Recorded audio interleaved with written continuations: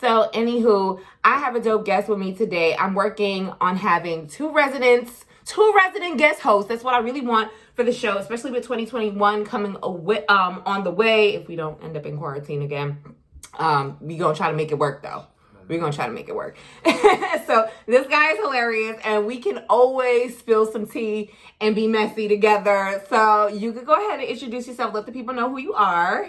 It's your boy Ty White. You can find me at Ty White Official on Instagram, Ty White Official on Twitter. You can find me on YouTube at Ty White TV. That's TYWHITE TV. I do some battle raps too. You might find me on there. If you type in Ty White on YouTube, you might find some of those too. You get a well-rounded figure. I mean, tell the people what you do. You rap. I rap. I sing. I give opinions. Professional opinion provider. Professional opinion provider. See what I gotta do with? Say so myself. What I gotta deal with. That's why I was like, I have to have him on the show because I think he'll be an awesome guest host. And I mean, pop culture icon. Bitch, hello, get into it. Clink. It is what it is. So yeah, I had to have him on so we can kiki and do what we do best. So Ty, what have you been up to? How has the pandemic treated you? How was quarantine? Because we still in the shit right now. The pandemic was first of all, for those who don't know, the pandemic in Atlanta is different from the pandemic in New York, in California, in Montana, and wherever North you Dakota. are. The pandemic in Atlanta is different. Because we're open. Okay, we are. We have things to do. You can go outside. You can go to the club. You can go get some dinner. You don't got to eat outside. You can eat inside. You can do whatever. You can go to the strip club. You can do whatever you need to do out here. So I personally have been living a semi to normal life, and everything was, cool, calm, and collected. Wearing your mask. Right. Taking precautions where we can. Up. We learned from Future a long time before the pandemic. Mask up, fuck mask off. But he said mask off, but we said mask off or say mask on. Mask off.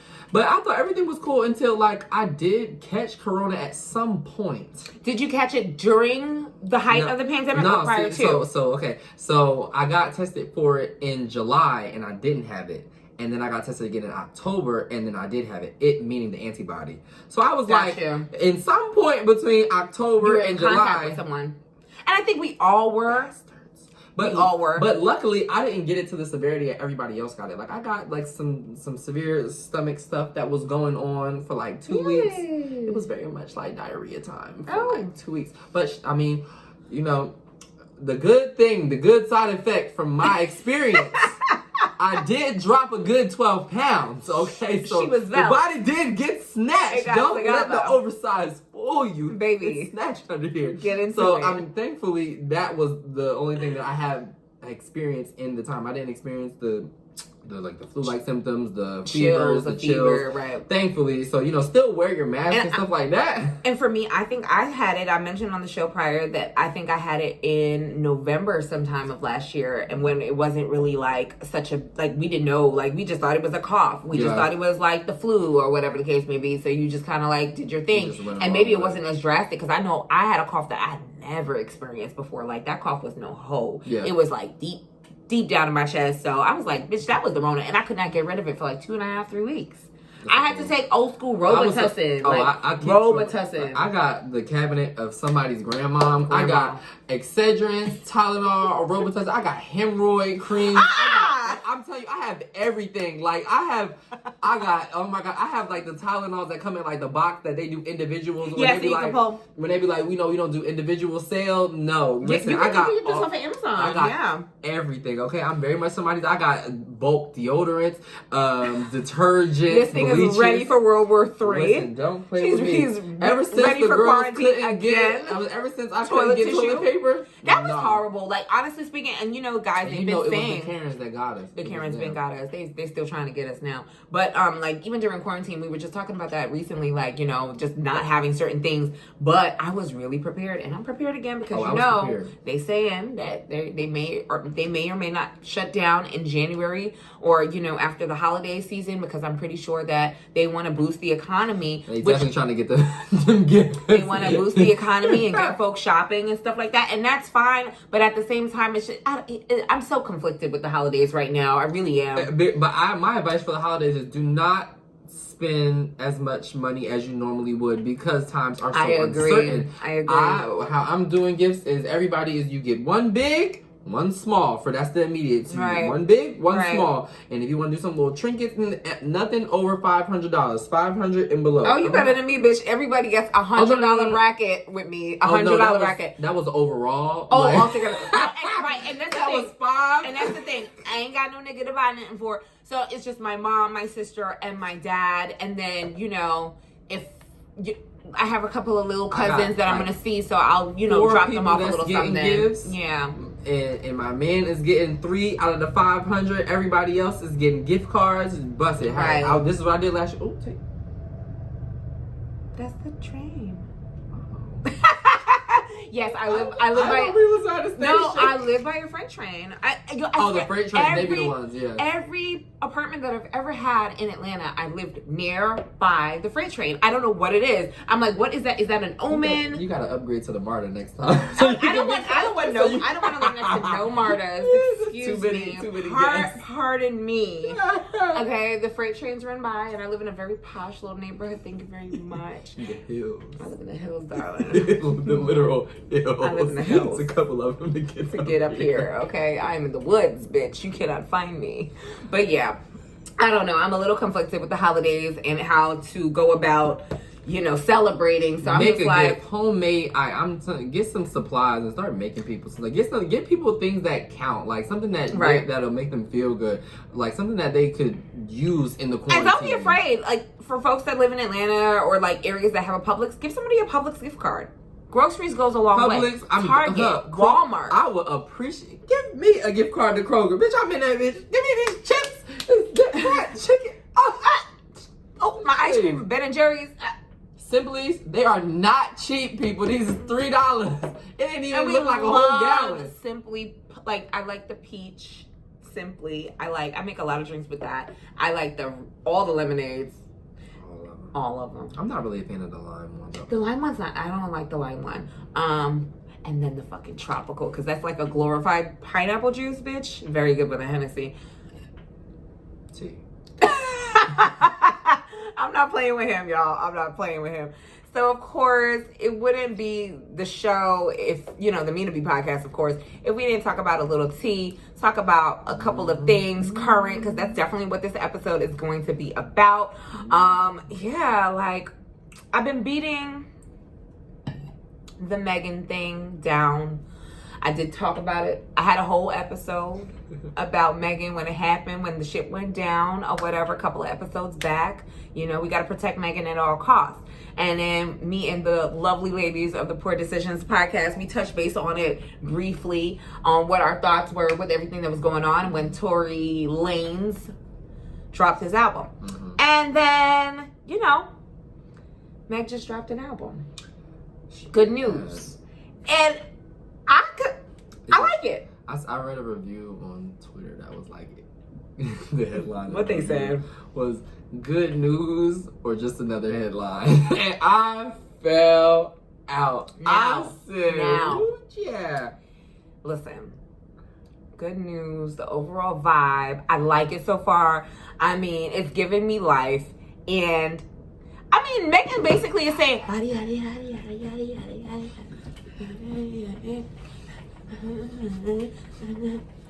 I'm not doing this with him, but body is amazing. And basically Megan said, listen, jiggling booties ain't going nowhere. This is what it is. This is what we're giving. I live for ass shaking anthem. Bitch, listen, and I think she gets a lot of slack for she gets a lot of slack for having her ass out. She gets a lot of slack for the twerking. And it's just like, this is what it is. This is where we're at. Like, we just need to get over it at this point.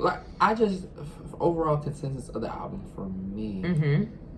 First listen, because I didn't really give it that many. Oh, I listened to it straight through twice, and I didn't switch any songs. I think she need. I switched a couple songs. Really? Absolutely. But what I missed was what I did miss from it was, okay, what did this album tell me about you that I did not know before? And the answer was nothing. This is the thing. So you have a couple of albums. You have Tina Snow. See, that's the thing. That's a problem. Quality. Well, it wasn't even quantity. an album. Let's be for real. But if you're giving us album length projects, then we're gonna go with albums. The thing I don't think it was bad. I do appreciate the features that she had.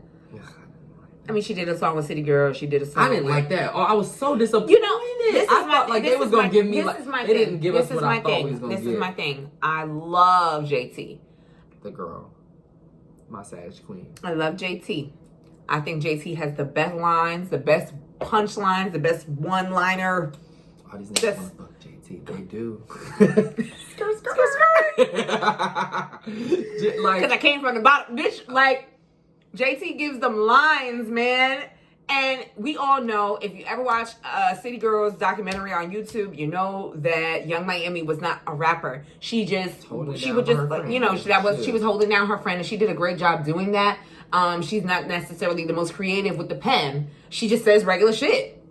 I think that like they're a good balance for each other because like in groups that are duos, they're always is a person that is the main. They're that person. Mm-hmm. And then you have a supporting person. Role. And 9 times out of 10, it's a person who's like, I didn't really want to do this that much, but this is my friend. Here. I enjoy doing it. I'm getting a check. I'm living my life right now. Right. So I'm here. Like, I'm supportive. So yeah, we listen to the song. We do want to hear JT, but a lot of the people, while JT was away, they got really acquainted with Miami, so they do look for her, and we look for her. We look for her. What she brings to the song, right? So I just like that song wasn't what their collaboration should have been for the culture, right? That's not what we needed from them. We needed. I would have appreciated them more on Body. They would have been dope on a remix. Everything that would have been dope on a remix. You're right. You're absolutely right. Do I feel like Megan? Okay, so just listening to the album, we have Tina Snow. That was an EP. Loved it. Fever, that was a mixtape. Bomb. Fever had the bops. Fever was giving you. Simon says. Fever had everything. Like I don't think I have Fever in its entirety on my phone. I have Fever 100%. And after that, there's Sugar. And Sugar was good. I didn't care for BITCH. It was a cute little. It was a nice little vibe, but I appreciated that more than this. I don't know why. It was just because I get. This is my thing.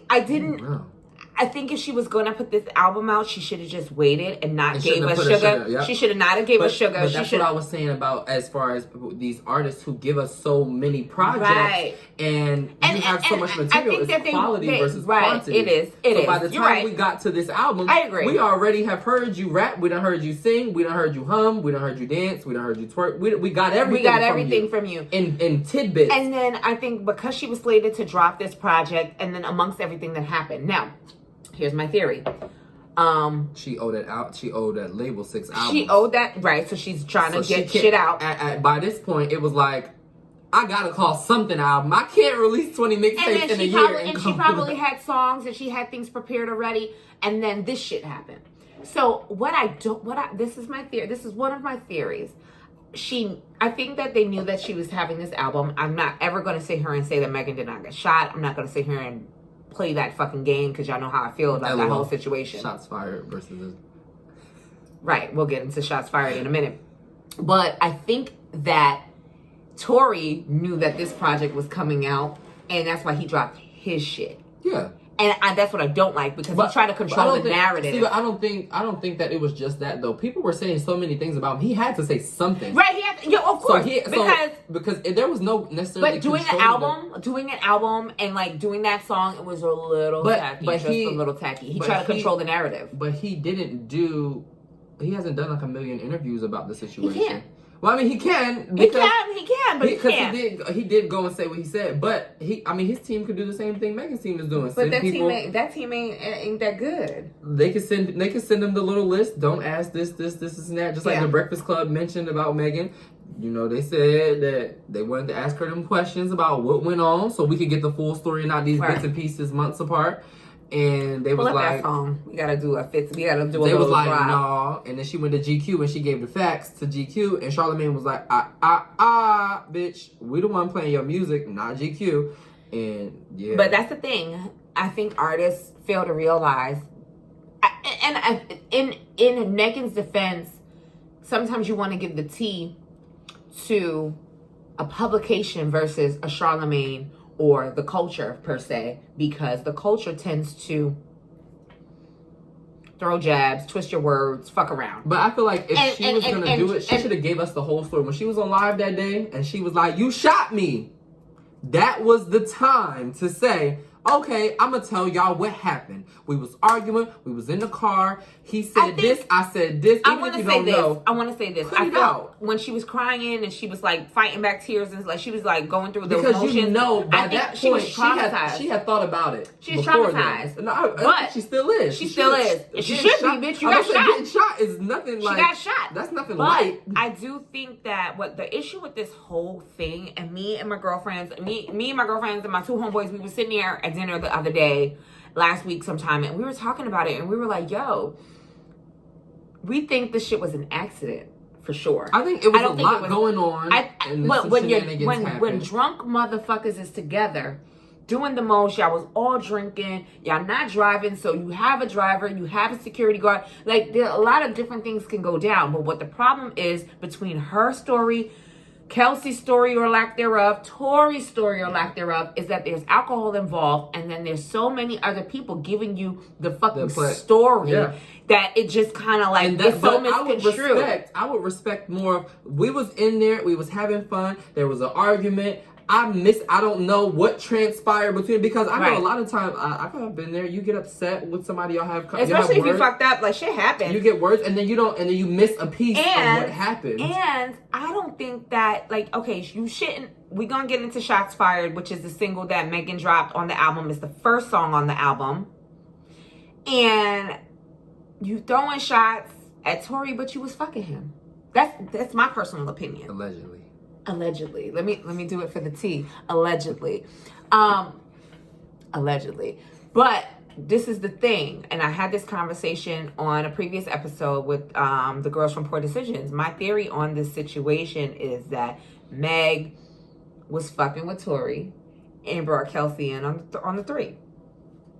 Allegedly. So where do Kylie come in at? Because Kylie's party. No, because he said, didn't he say that she was jealous of something about Kylie? And the thing about it is, remember, Kylie and what's the name? Kylie said, I got lawyers for this bitch. I ain't saying nothing. I'm gonna keep posting these pictures. I wasn't even there. They wasn't even at my house. They was up the block. I don't know. Kylie said, I don't know the moms no more. She don't know Megan or Tory no more. Nothing. But this is the thing.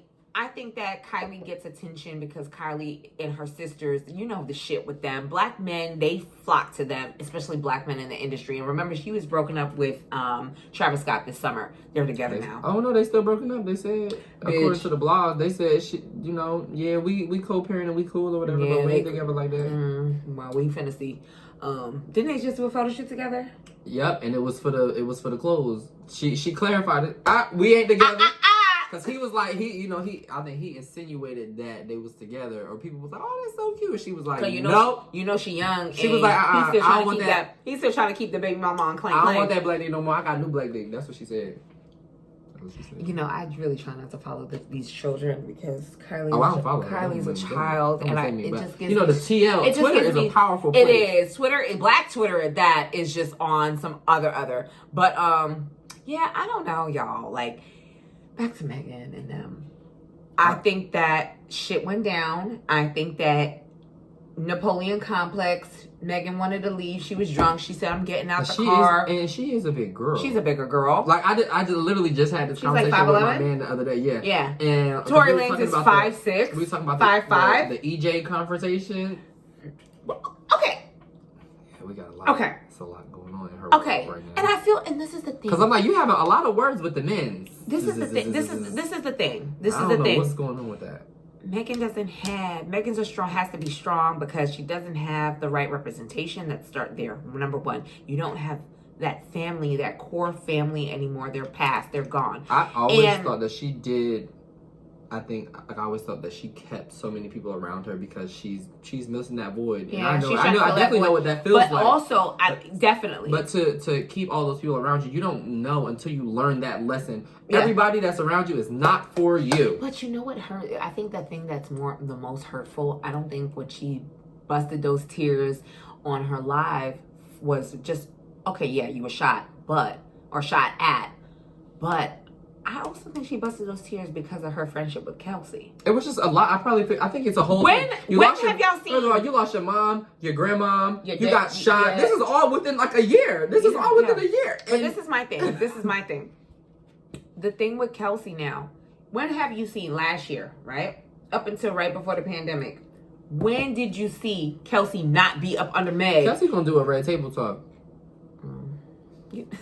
I don't know Jada gonna do that. But I think somebody's gonna pay her, and she's probably gonna figure out who's the highest bidder, so she can tell her side of the story, because she's really that third party that puts the pieces everybody together. Knows there's a his, hers, and the truth, but in this case, it's a his, hers, and the truth. His, hers, and the truth. It's somewhere in the middle. So, like, no. Do I believe Megan wholeheartedly? No. Do I believe Kelsey wholeheartedly? No. And that's not to say, like, she's lying. But she's not lying. But it's just like there are pieces that are missing. When alcohol is involved, it gets very, very shaky. Blurred. It's blurred lines. And we still haven't gotten the whole story. So we can't. I don't think we'll ever get the whole story, because we're gonna get the whole story in court. Because they throw the charges out. But this is the tea. With that whole court situation, again, y'all still going to get so many different accounts from these three individuals. And then we'll be able to make our own judgment as to what's the truth. Because they're going to get a statement from everybody. So I said, remember, in the episode, I said that I think he shot at the ground. I think Kelsey tried to get the gun from him. And then they're saying, and then they were like, oh, Megan said, like, oh no, he shot me. He tried to shoot me. He was trying to intentionally shoot me. And then Kelsey picked a side because he offered her money, which was noted. Allegedly as well. Allegedly is noted. And I honestly, if that was your ride or die bitch, and all of a sudden she's MIA and she's not trying to come through and talk to you and really put all these pieces together, this is just my opinion. This is just me looking on the outside looking in. I really do think that Kelsey was on some fucking bullshit because she was getting a little coin from Tory to maintain whatever lifestyle that Megan had provided for her originally. So they said she got shot in the foot, both feet, right? Okay. I think it was ricochet. Ricochet. I'm like, was it bones? Like, no, they said it's tendons, and that's what they say in the song. And she says it in the song. And remember, he tried to clown her about it. Because I was wondering. I said, now, because my sister's doing a lot of. And I think she was very. Remember, they said this was a pool party. This was a pool party. No, I'm saying she's doing like, her feet are good now. No, but remember, I'm like, bitch, how long do it take to heal? And Google said. What does Google say? I'm not playing with you. We're not going to talk about her injuries. No, I just want to know. Happened. No, it definitely happened because she got the injuries. It was in her it's in her tendons. But luckily, it wasn't in her bones. I'm just remember she got hit on the back of her feet. This is all meat I've never right here. I've never broken anything or anything. I haven't. But I did drop a pair of clippers on my foot and did slice the top of it, and that took a couple. But remember, this happened. This happened as a skin wound. This happened some weeks ago, and it was in her heels too. But that's what I'm wondering. So it says, it says. If people have, remember, this child is 25 years old. She's young. But this say ulcers. I don't think an ulcer is the same thing. We're not doing this about the wounds. But I just want to know, like, how long does it take to heal? Because we didn't see her, like, not after that long. She was still walking around and stuff. I mean, she had a crutch for like a week or so. Yeah. So give or take, when did this happen? So I just want to know, like, when did this happen? End of June, early July? It's been a minute. It's been a minute. We've been dealing with a lot this year. I can't keep track. Listen, bottom line, I need you to pull up that 15-minute track. This is my thing. 15 minutes. Oh, not 15 minutes. 15 seconds. Shots fired, which samples the Good God Biggie. Who shot you? Speaking of samples, we're gonna talk about that next. I appreciate it. Samples. You know what I appreciate about Meg the most is the fact that she could spit, and I think that's what makes me love her a lot more. I think there was but I think the thing about her being able to rap, I feel like there was so many other things in this that weren't needed. We didn't need all of these samples. Because every time we hear it, I was like, oh, yeah, we didn't need the samples. I want to just hear you in a booth just busting it. Hear me out on this. I think she picked the samples on these classic tracks just because. Yeah, no, I think she knows she got it. She has the bravado. She could go. But it was a conscious effort. Yes, it really was. But for an album, and your first album, you don't need all of these features. You don't need it. You don't, because it takes away from in her defense. Especially as somebody who hasn't done a million features in your, How many features did she have altogether? Wasn't that many on this album? I don't think so. It's maybe like 4. It's the Adina Howard one. Yeah. It's Shots Fired. No, Shots Fired is her alone. But not features. I'm not features. Samples. Samples. You mean? Okay, samples. So it's a good 4 samples. Okay, but on your first album, you didn't. What? Everybody, let's be clear. You are good. It's just this is like a you get like a golden ticket. Yeah. You get 2 samples in one sitting. Okay. Right. And we all know Saweetie is the sample girl. I see. And Saweetie is the sample girl, and I feel like Saweetie does. And that's because Saweetie can't spit. She say shit. She say good shit, but it's good. And my bitch ain't never had a ghostwriter. We found Saweetie rapping in her car. Hear me out on Saweetie. Love her to death. That's my baby. She's a Cancer, Team Cancer all the way, every day. I love my baby. That is my baby. She is catchy with it. Like, come on now. But that's my thing. If you're gonna do samples, that needs to be like the sample's supposed to be your singles. If you're gonna do samples, so the overall consensus is that this Megan Thee Stallion Good News album was really just a compilation. It was just really put together and it was mashed together within a couple of months amongst all the drama that she went through. And you feel that it wasn't thought through. Hey, you think it just was mashed together for your first album. It may essentially have for been your first album, especially for you being a contender for best new artist and etc. like that. You're supposed to sit down and plan all of this shit out. WAP won last night. Yeah. But so another one. So Doja Cat. How many things? Bitch, Doja Cat got 2 fucking AMAs last night. Exactly. And on that note, she has X amount of projects out. But when Doja Cat rap, we learn new stuff about her, even if it's packaged differently than like Megan's is. But everything is different. And also, Doja Cat is going to appeal to a larger audience. Because even though she raps very well, she appeals to a poppy. I'm saying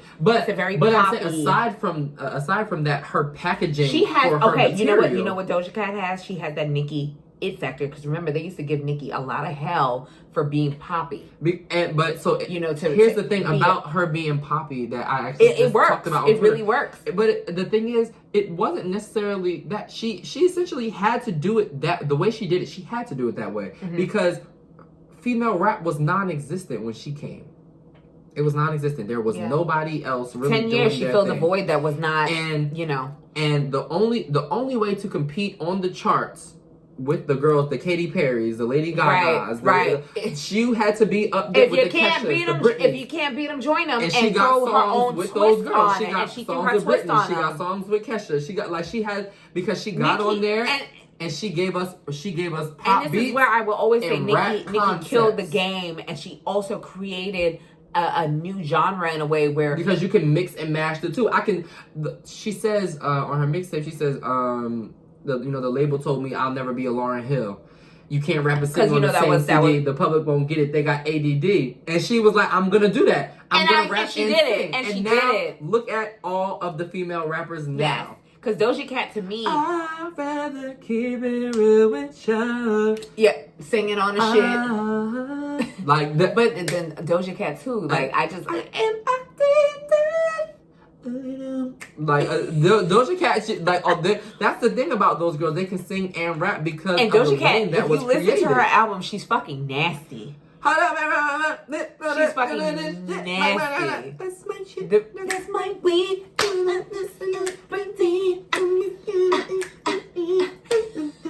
I'm not playing with you. And that's the thing with Doja Cat. It's a project. I feel like this wasn't a project. This should have been a mixtape. He said what he said, y'all. You open up your mixtape with shots fired. You open up your mixtape. Can you pull up the snippet? You open up your mixtape with shots fired. You don't open up your debut album with shots fired. We want to know who you are. I think she wanted to do that because I feel like Megan. She knew she had to say something. She had to say something. She had to throw a diss record out. And then on top of that, she's a good ass rapper. So she felt compelled to do that. You know what I'm saying? Hold on. All right, let's get into it real quick. Timestamp you want to go to specifically? Damn. I didn't even prepare this in advance, but. Okay, we're going to just pause.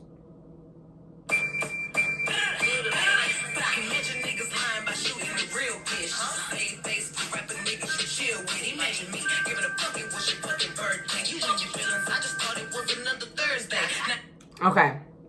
He shot her on his birthday? His birthday, yeah, apparently. Was it his birthday?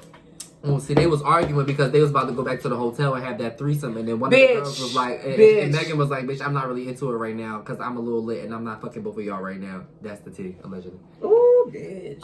I feel like that, look, that's real gay. That's another perspective. But the thing, if you think that they was getting down with the get down anyway, and they was leaving the pool party to go somewhere else. I think she found out that they were doing shit behind her back. I really and truly think so. Now, I don't think she was invested in Tory, but I also feel as though if your friend was taking your dick, and you know big bitches love little niggas. A pussy nigga with a pussy gun in his feelings. He in the bag sitting, he calling me a bitch. We all know the shit I could have came back with. He talking about his followers, dollars, and goofy shit. I told him you're not popping, you just on the remix.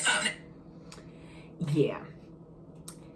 So I only listened to the song about 3 times, so I don't know. I should spent on getting a clearance for these samples. I mean, but Megan got pulled right now. You know what I'm saying? I'm just saying, like, you know, like, cause clearance. Biggie's estate, and just trying to like probably talk to Puff and get that shit worked out. You know, even though Puff probably doesn't have like necessarily control over it, but he has influence. Yeah. I think it was probably easier for Meg. Not even just this one, but I'm saying like there's a couple of them, like Adina Howard. I mean, Adina Howard needed money.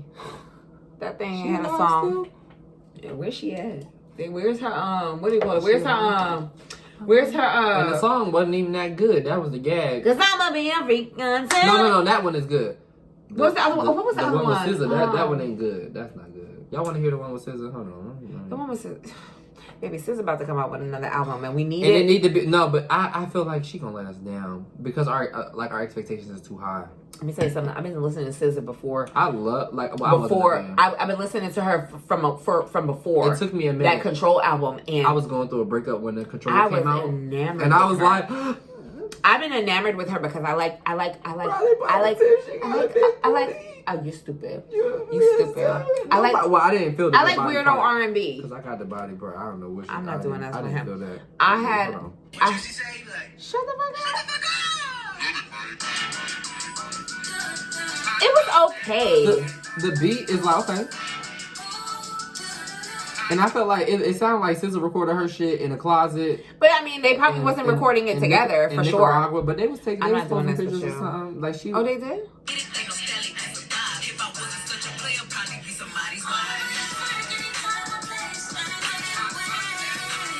And we know SZA can't sing live worth a damn. But you know she has something fucked up with her vocal cords. Yeah, she has something. She still can't sing live worth a damn. I'm not doing this. but in the studio she can sing. But I feel like SZA had for her album, she had her engineers, and her engineer knew what to do with her voice and to make it the way it is. I think this was Megan's engineer, and he didn't know how to tweak her voice. Because the tea that people don't know is, aside from the writers, the engineers are the ones that make the song. The little tweaking. The producer, they provide the beat, together. But the engineer is the one that they level out the vocals, they do the backgrounds, they tell you which things to layer, they tell you spoken like a true musician. And the girls don't know that. So if your engineer ain't doing what they need to do, that can fuck up the whole thing. Right. And this. It's a lot of echo in the back. It's a lot of echo, some reverb. It just wasn't needed. So y'all, real quick. So with the shots fired, she said, "Who you taking shots? A goofy ass bitch watching me succeed from your knees sucking dick. I know you want attention from the niggas that I get. I'm a steak. You a side plate. Shrimp. Stay in your place." Basically. And you know, Kelsey short as shit. Wait. So you know she was talking about Kelsey, and it was just like, damn, like, And Kelsey did have, you know, I think Kelsey responded or in a tweet, and she kind of felt a way about. Wait a minute. And didn't Meg sample R. Kelly song? This is courtesy of the Neighborhood Talk on Instagram. Because you know, Coretta Scott King, Evelyn V. Woodson is a hot fucking mess on Twitter and Instagram. But she gives why, and I quote, so why did Meg sample an R. Kelly song? R. Kelly would get royalties. I really am trying to understand, Ellipsis. Is it protecting black women? Ooh. But what I need Megan, what I need Miss Woodson to understand is. Shut the fuck up! Real hot girl shit. He like it when I work there. And this is a bop too. Bro, this is a bop. Real quick. So here's the thing. What this girl doesn't understand, Miss Woodson doesn't understand, is that this bitch could have been sitting on a compilation of songs. When you sit in the studio, you put a lot of songs together. So she could have did this shit before. It sampled this R. Kelly song before all this shit happened with her. And also not thinking. You still gotta make that decision. Hear me out. Now, mind you, we are in this era where we're like, R. Kelly is fucking canceled.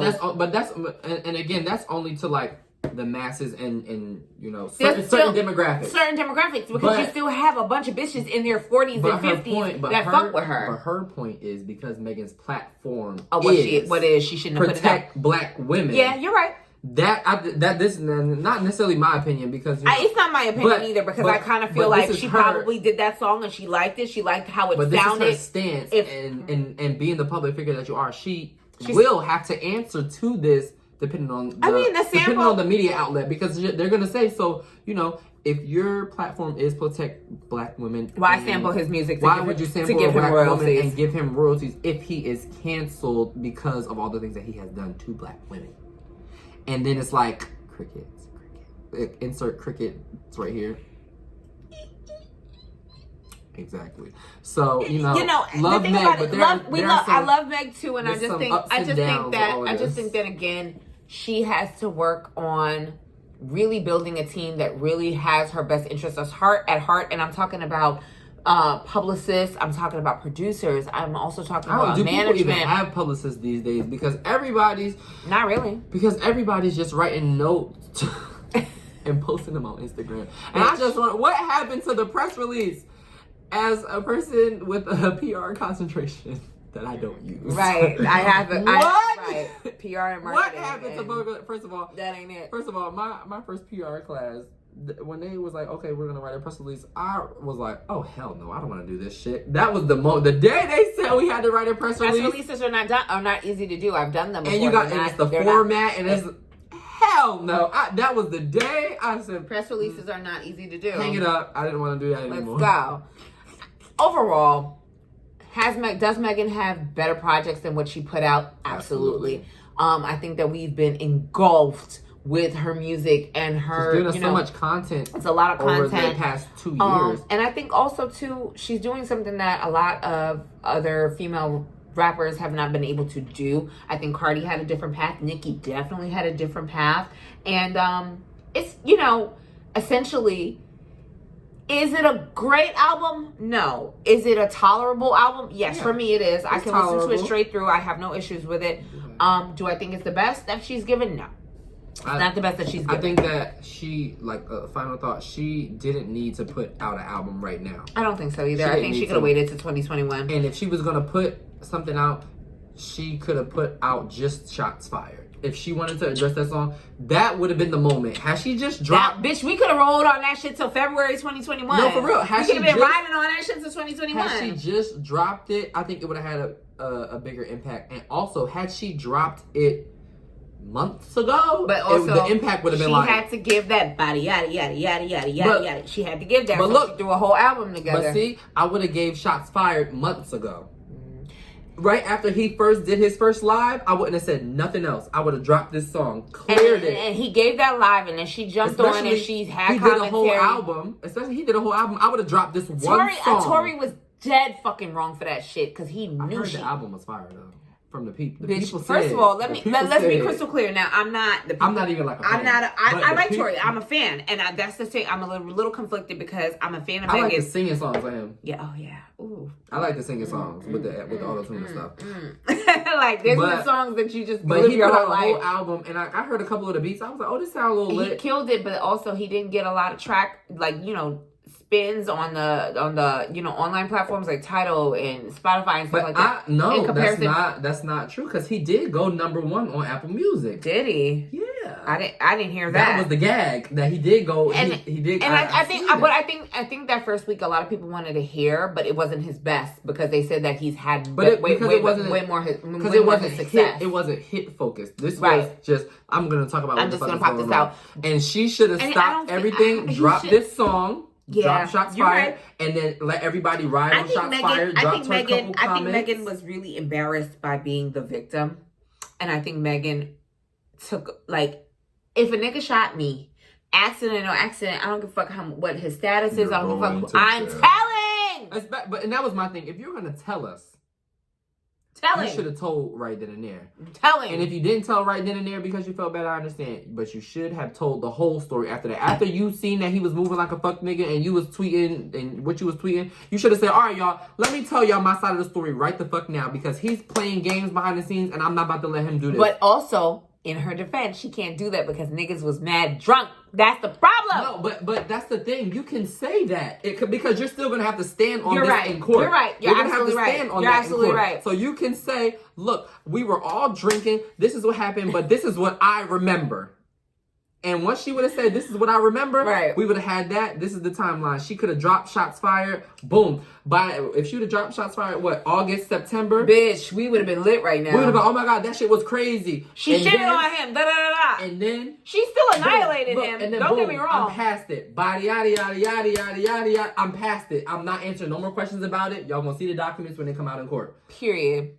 Done. And that would have been the end of it. And we would have moved on and we wouldn't want to hear about it. But now we still got to keep hearing about this shit 12 months later. 12 months we're tired. We're exhausted. tired. I'm tired of him talking about it. I'm tired of her talking about it. And this is the last time. Not talking about it. This is the last time you're going to hear this shit on the Mina B podcast. I'm over it. I'm over it. Until we get to court.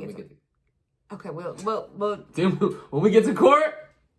Well, we're going to have to spin the block. Wait, hold on. Wasn't he supposed to have a court date in November? What the fuck happened? November's over. This is Thanksgiving week. It's over. Might be the 31st. I don't know. Maybe. I'm about to go back and look. But we going to spin the block when we get to court. Period. So in other news, Summer Walker is expecting with London on the track. 3 baby mamas. We been new. So now she's number 4? Yeah, the baby mama said she done. Y'all. That's what the baby mama said. The 2 of them, I think. Baby. They said, ain't Day Bella one of the baby mamas? I don't know. Yeah, she is. I know the Instagram girl said, welcome to the chat. Now they Bravo's chat room. But here's the tea. I love Summer. She's the epitome of a Cinderella story. I feel like she has come from... I don't know her story. No. Just as far as listening to her music and listening to her progress. She used to produce her own music and play the guitar. You want to hear this fun? This is not funny, but you want to hear this little... Okay, so... Because I love her a lot. Random as fuck. I love her to death. Random. I didn't know who she was. Okay. Until I think the Girls Need Love song came out. Right. I knew her before that. Okay. Yeah. I knew her before that. One day, randomly, I'm taking a bath. I'm taking a bubble bath. I add the song to my library, and I think the album cover is black. She's and she's looking down. Okay. Yeah. So that's how you know. Why did I think that she was a white girl with brown hair or something like that? Because I didn't look at it. It does kind of look. You gotta pull it up for him when you do the. You gotta pull it up so you can. I hate y'all. I am not putting that up there. Just so you can see what I think the hair was a brownish. It was a light brownish, and the hair was going down across her body. Look, it's just okay. It's this right here. Yeah, she does look like a white girl. So it's better. She was a white girl. If y'all want, I don't know if y'all can see. No, we can't see it. They can't see it. They can't see it. But we're gonna get For y'all gonna be able to see it. For the listeners, we are YouTubing live, having this on YouTube so we can drop it. We're gonna talk about on camera acting a fool right now. All right, so if y'all want to see it, go to Last Day of Summer by Summer Walker on Apple Music, and it very much gives like just a regular girl. It does give a white girl. Arms are kind of light. You can't see the face or anything. It's the filter. And then it gave me very much possibly like a white girl, mixed girl. And I was like, this white girl is killing it. And it wasn't until months later. You see all these tattoos. When Drake came, that's when I said, and then I see her sitting. And then it was social anxiety. And then it was the I don't take baths. And then it was I'm saying like it was the social anxiety. It was I don't take baths. It was a lot. First of all, she said it's not that she didn't want to take the bath. She was on tour and she couldn't get into the bathroom. I think to do what she needed to do. Did she mean like literal bath? She meant literal bath. Yeah, she likes to take soaks and baths, so she could take a shower. She was saying she was taking whole baths or something, right? Then they were saying she was something like that. They basically were saying like they basically said because she had her bowl. That's dirty. Stop it. No, that's dirty. No, that's dirty. No, that's dirty. But she wasn't taking a whole bath. She wanted to take a bath. Like she wanted to like soak in the water. So what? How did the happened is they missed. So listen. So what she did was she showed her bath bowl. And it showed like all her stuff that she carries into the bathroom, like to go to the, when you're on the tour bus. Because I've been on tour before. It's like a caddy, very much shower caddy. Right, but it was a bowl. So they was like, oh, she was whole bathing in that bowl. And that's not the case. She wasn't whole, but she was actually taking showers. But she was taking showers. That was her her shower upset that she couldn't get in there to go take a bath because she had to take a stand-up shower. Her bathroom bowl was her shower caddy. Exactly. Okay. Right. But see, as a person who didn't, click and be like, bitch, let me read this whole story. I was just like the masses, that bitch dirty. That bitch is dirty. and then it makes it worse because she has a tattoo on her face and all over her body. She did look kind of dirty sometimes because the wigs wasn't up, and then the wigs wasn't right. But also, in the beginning of Summer's career, like you got to understand something. When you're just starting out, you're on your budget, and then she blew up so quickly. And all these people all of a sudden knew who she was. And then she did, most of her most of her album, not the EP. The EPs were excellent. The new album, Over It, or her first album, which is really good too. London Untracked did most of those songs. A lot of the songs do give the same type of thing. But you know what's so funny? But it's not a bad thing for her because before. It's like it's borderline cohesive versus the same thing. But even that EP, so she did a live EP, and it has videos to it. Clear. Her voice is really nice. Clear is. I listen to Clear like 3-4 times a week. That's a song or the name of the name of the EP is called Clear. Wait, and is this new? No, Clear is what she dropped after Last Day of Summer. Oh, I was about to say, so she did Last Day of right. So she did Last Day of Summer, and then she did Clear, and then Over It was the actual album. But did she drop something else since then? So now, what Life After Mars or Life on Mars? Oh, that's an EP as well. That's an extended play, and I love it. I think it's pretty dope. I listened to one of those songs. I'm over you. Yeah, I think that's she got that song, and then the song with Khaled or Khalid. Yes, that's a good song too. And then she has another song, White Tea. But I did listen to the other two. Treat me like white teas. Love on me. That's like a stripper song, because you just want to twerk to it. Oh, see, I don't never really hear her songs and want to twerk. I just hear her songs and I be wanting to be like. So some of the songs you like want to twerk in the field of daisies. Right, you want to be in the field of daisies. In the dark. Like she was on the album cover. Did you see her Jimmy Fallon? With the pandemic and everything. They're honestly, I wasn't a fan because of the social anxiety stuff. No, stop. But I'm saying I've never. So okay, but I'm saying hold on. Wait a minute. No, listen to me. So the social anxiety thing, I think she's gotten better because she went on tour last summer, so she got so much better. I just think it wasn't communicated well. Having social anxiety is not a joke. Okay, perfect example. If you see her NPR performance on YouTube, little tiny desk. So she has the bear and she's holding the bear and she's being awkward, but Tiny Desk is something that she absolutely loves because she's probably watched all her artists that she admires and looked up to do NPR Tiny Desk. So she did a Tiny Desk? No. Beyonce ain't finna do that. But Ari Lennox has done it. Raphael Sadiq did it, and it was amazing. So her peers done it. Her HER, she did an amazing. I watched that one all the fucking Lucky Day. I watched his all the fucking day, babe. He is going to be a legend. On accident. And he like actually... I don't know what he looked like. I'll show you. He cute. Yeah, he's from New Orleans. He's alright. I think he personally might need some more exposure. No, but here's the tea. He can sing. He's getting the exposure and the pull. I'm not doing this with you. But he jumped on Raphael Sadiq's, and y'all know. Okay, if y'all don't know, Raphael Sadiq is like a fucking legend. That nigga's like 51. Oh. Tony, main singer for Tony. Oh, Do you know what today is? Oh, I know the song though. It's our anniversary. So Raphael Sadiq has a long-standing like albums. He's amazing. He's a writer. He did a lot of songs with Solange, written songs with Solange. Like, he is a fucking legend. So Lucky Day did 2 songs with him on Tiny Desk. I just fucking fell out. So anyway, back to Summer. So you're doing this amazing show that's on YouTube, and not a lot of artists get invited to do it. You know what I'm saying? Not a lot of artists get invited to do it. So for her to get to do it, I think it was really dope to see her. But she was also in that beginning stage where she realized like her fame was like, bitch, I'm famous. It just hit her real quick. And I feel like she didn't communicate it well. Like, and she didn't know. I love like this is because this is. I mean, as a person who should, if you do music and if you want to get famous, you're gonna have fans if you get famous. I don't think she realized, because I think it took a while. But still, to communicate it, guys.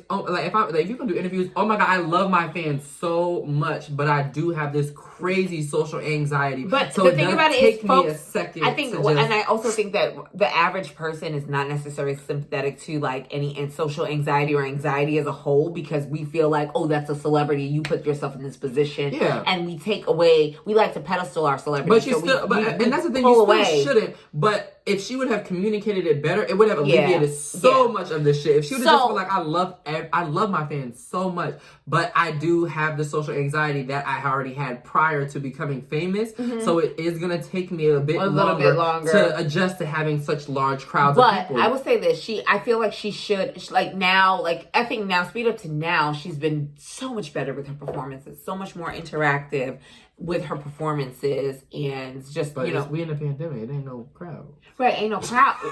Ain't no crowds. But as far as like being videotaped and all of that, like she used to sit in I remember that video. You remember that video when she had the corset on? Yeah. And she was sitting there, she was like, she did a trash performance with Usher, but then recently... Oh, I hated that. I did catch a clip of that. It was terrible! But they were social distancing. But no, not the one when they were on the couch. There was one when he came on the stage. That's what I'm talking about. All the shit around her. No, that's what I'm talking about. They were social distancing on the stage. Right, and that was prior to Corona. But then they did one for, I think it was for BET, and he was sitting on the couch, she was sitting on the couch, so it was much better. It was a little bit better received, and she did a lot better. But we just need some artist development. I think labels really are dropping the ball out on artist development because they just like, hold on, this bitch got 20,000 followers, bitch. Get her. We're going to get her in the studio. She write her own songs. We don't got to buy no writers. Get her. Wait, she produced too? Oh, bitch, get her. You mean to tell me we can just put this $100,000 in just videos? And I think the beauty of Summer Walker, and I think a lot of people don't understand it, is that she put a lot of her music together herself in the very beginning of her career. And that's really important. You can hear the fucking, battery that needed to be fucking replaced in her, what is that shit called? What's it? Right there. What's that? In her smoke detector. In her smoke detector, you can hear it in the background because she was recording and doing her thing. But that's what I'm saying. That's really important. She's come a long way. And labels do need to get some artist development because they want to cut costs, but they are cutting corners. They say, okay, you can sing, got it. You might be able to do a 2-step, 8 count, got it. Oh, you wrote your song. You got your titties done. You already got your titties done. We don't gotta pay for them. Bitch, we about to get this whole waist trainer. Tuh. And she wear waist trainers for outfits, bitch. So wait, you already got. This producer, he followed you already, girl. Please. And then the best part about Summer is that she came up in Atlanta, so those producers that she did get to work with, it worked out. And of course, London on the Track, who she is. And then once you blow up once, all the producers want to work with you because they want to get their royalties. So here's the tea. Let's get back into it. She got the belly bump going on. She got the belly bump. Now, she's evolved over the past 2 years, and I definitely seen a change. You're with this guy, London on the Track, who has a couple of big on the track. He's popular, and we know. I should have known better. Okay, I love it. I love that one. It drops like that. But anyway, that's neither here nor there. my thing is, I hope she just wasn't trying to one up because, or just try to, like, you know, have the baby just because of the girl that recently came out that said that she had a baby with him. And now, mind you, was it prior to summer or on a break?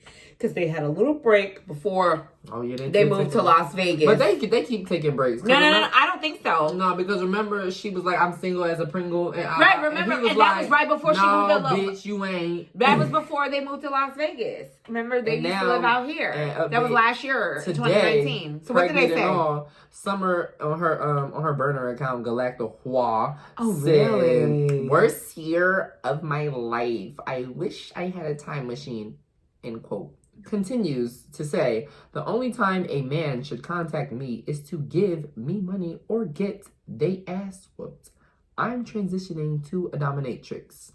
Continues to say, that nice girl-ish don't get you nowhere. Laughing emoji, tongue out crazy face emoji, cartwheel. Bitch.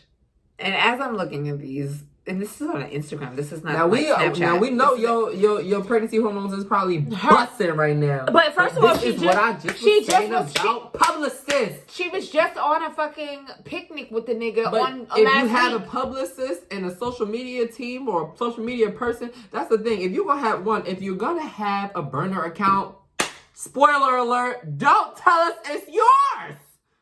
We know it's you, baby girl. You have confirmed it. So why are you tweeting from there? You might as well just bust it from your motherfucking regular account. I'm screaming. And guys, I'm like, listen. Ty brought this to me. I didn't even see this shit. This is my first time seeing this shit. Who's her publicist? You gotta have a come here, bitch moment. Come here, bitch. Come here, bitch. Let's talk to you real quick. Now, you know damn well, you as a publicist, I would have fired you if I was her label. Whoever, the manager, the label, the publisher, whoever hired you. I just think with social media, motherfuckers is getting away with murder on just being so expressive and dumb. It's like, I'm being real. No. You're being real stupid because all it takes is one Here's post. my thing. I just want Summer to stay the course. She just dropped a little... Sing these songs. And stay the course. At least give us another album. Don't turn into no Lauryn Hill where you gave us one ass album and a couple of mixtapes because, you know, Lauren was with the Fugees, so she gave us Fuji albums and one good album and then a live album with MTV. Like, I want Summer... Because Summer's given so much to R&B right now in our current state of R&B. We got the Kalanis, we have the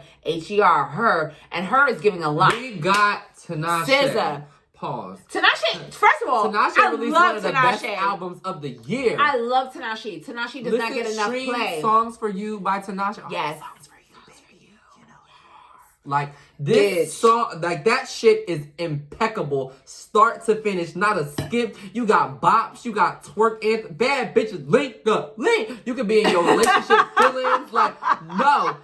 Oh my God! I have to say this. Of the year. All the gays love Tinashe. But the funny thing, I was not a fan. One of my best friends, my old gay roommate, Ro, he put me on to Tinashe back in 2016, I listened to 2017. And then that was cute, and I was like, okay, I knew she was a cute little girl. She had another little album that was so good. But it was Aquarium or Aquarius or something like that. That's what's the one where her nails is in the thing Aquarius. Like this, bitch? That was a good album. Like you, no. Honestly, that might have been Night Ride. So but I never listened to any of that. But I'm gonna be honest with you, Night Ride was bitch. I put that album on. See, I tried, and I was like, no. It's a sex album. Like it's literally like you have your nigga in the house. Sex to Songs for You all the time. Okay. So I didn't listen to. I saved it. I saved it, but I didn't listen to it in its entirety. It's gonna give you like bop. It's gonna give you sex. It's gonna give you like breakup. It's gonna give you I want my man back, and he need to take me back. Like she. Do you remember when we stayed in the park at night? I'll never forget. Okay, so I was made for you. So she had Aquarius, Amethyst, Tinashe, 2016. Well, so that was Night Ride in 2016. Yeah. This album was amazing. The Joyride. That looked like the deluxe version. Right. So Night Ride was very good. So Songs for You. I did listen to Songs for You. The Songs for You, she had a song with Black. Yes. Bitch.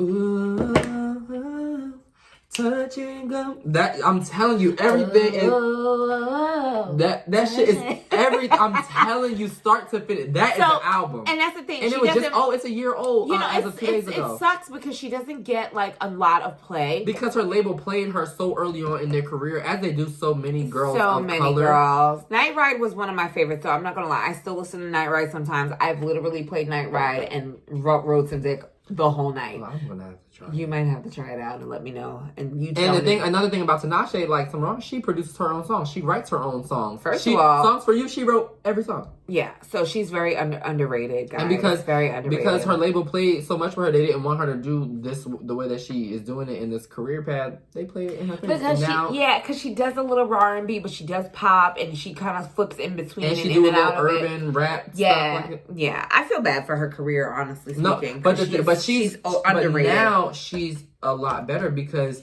she's getting like the recognition in the culture from people who weren't really paying her no attention before. But she's also getting her money because she's independent. She's not with a label, so she is getting her coins. And if this pandemic ain't hit, her tour was going to sell out because the people. Oh, I think it was selling out, and then because she didn't have an Atlanta date. Whoever her booking manager is, I want to smack them. Y'all know Atlanta is the motherfucking spot. And they added one. Then they added one.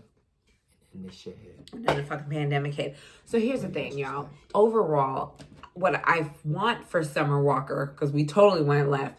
What I want for Summer Walker, I really want her to not be a Lauryn Hill and come out like 50 years later. Like, I feel like her career is hitting. If Cardi could do it, Summer could do it too.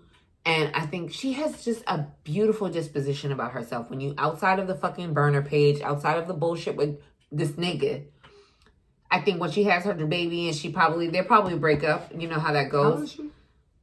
Summer gotta be like 24, 25. Oh. She's young.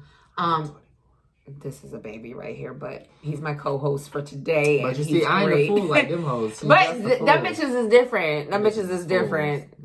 But dick must be good though, because all these babies. I mean, fat nigga dick. Wait, what? Ain't he a big boy?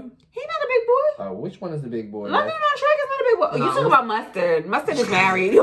Shut your ass up. You don't know nothing. Mustard is a big boy. I know somebody was big. No, Mustard. DJ Mustard is married. He's married. Hell, London ain't small. He ain't cute neither. He ain't ugly. He ain't cute, but he ain't ugly. I'm not doing this with you. I ain't doing this with you. Can we get into some legendary shit? Legendary shit.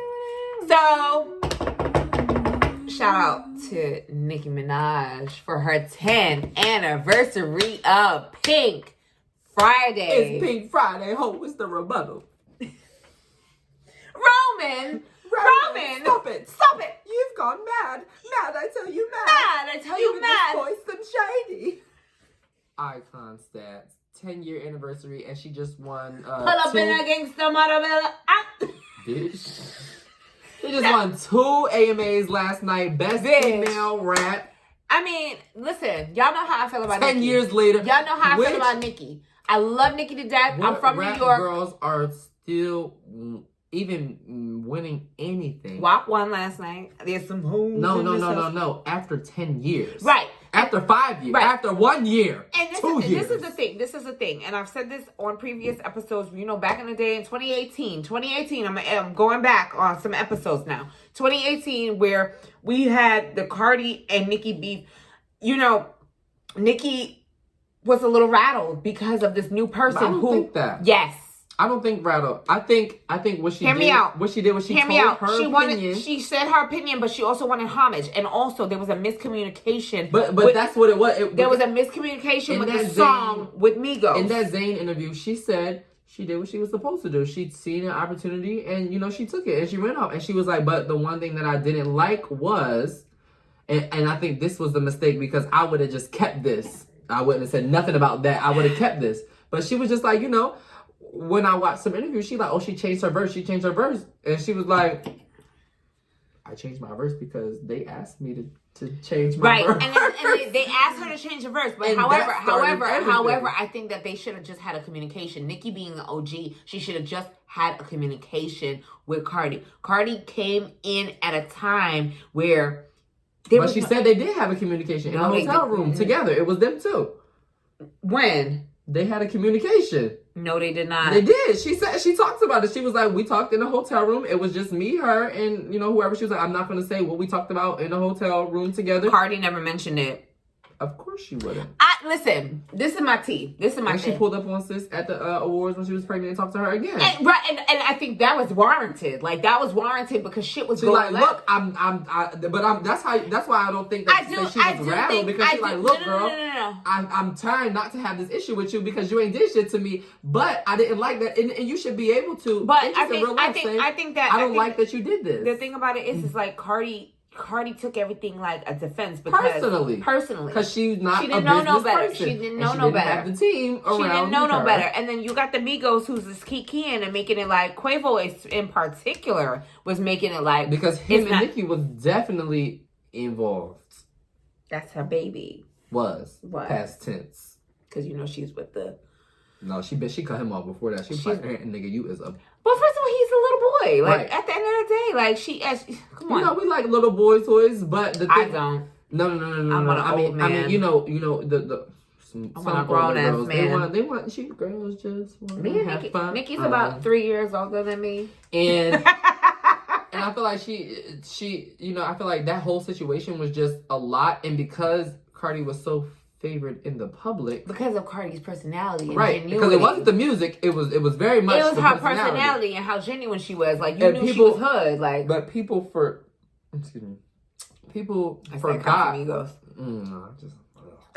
People forgot that Nicki was this outspoken person. They weren't used to her. This whole 2018, because she never had anybody that she could be pitched against. No, that's a lie. Little Kim, yes. No. Let me break it down. The Asian dolls, the da-da-da. Who nobody cared about those bitches? The cash dolls, nobody cared about them. No, we're not talking about. Okay, every year they was putting Nicki against the girl who had the hot song. Because you know the girls only come out, they get 1 year, 2 maximum. I'm picking my cuticles because I'm like, who the fuck was the girl?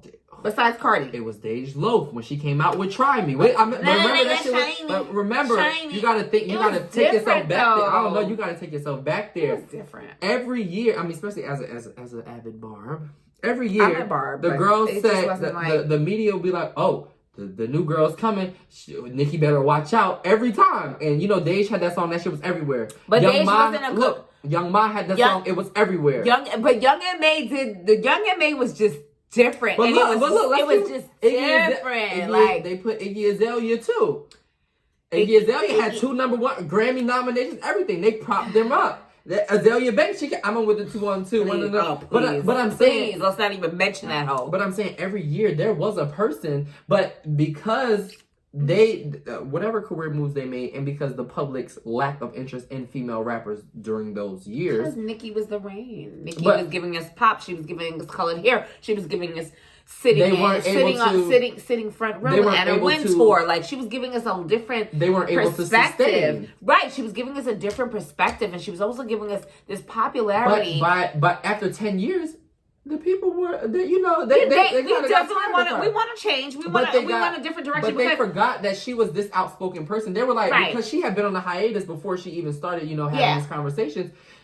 People forgot 2008 Nicki Minaj was, y'all bitches ain't shit. Can't none of y'all bitches rap. I'll sign your titties. Fuck y'all bitches. Y'all bitches ain't never been shit. I'm the best bitch ever. You know what I'm saying? I win. You lose.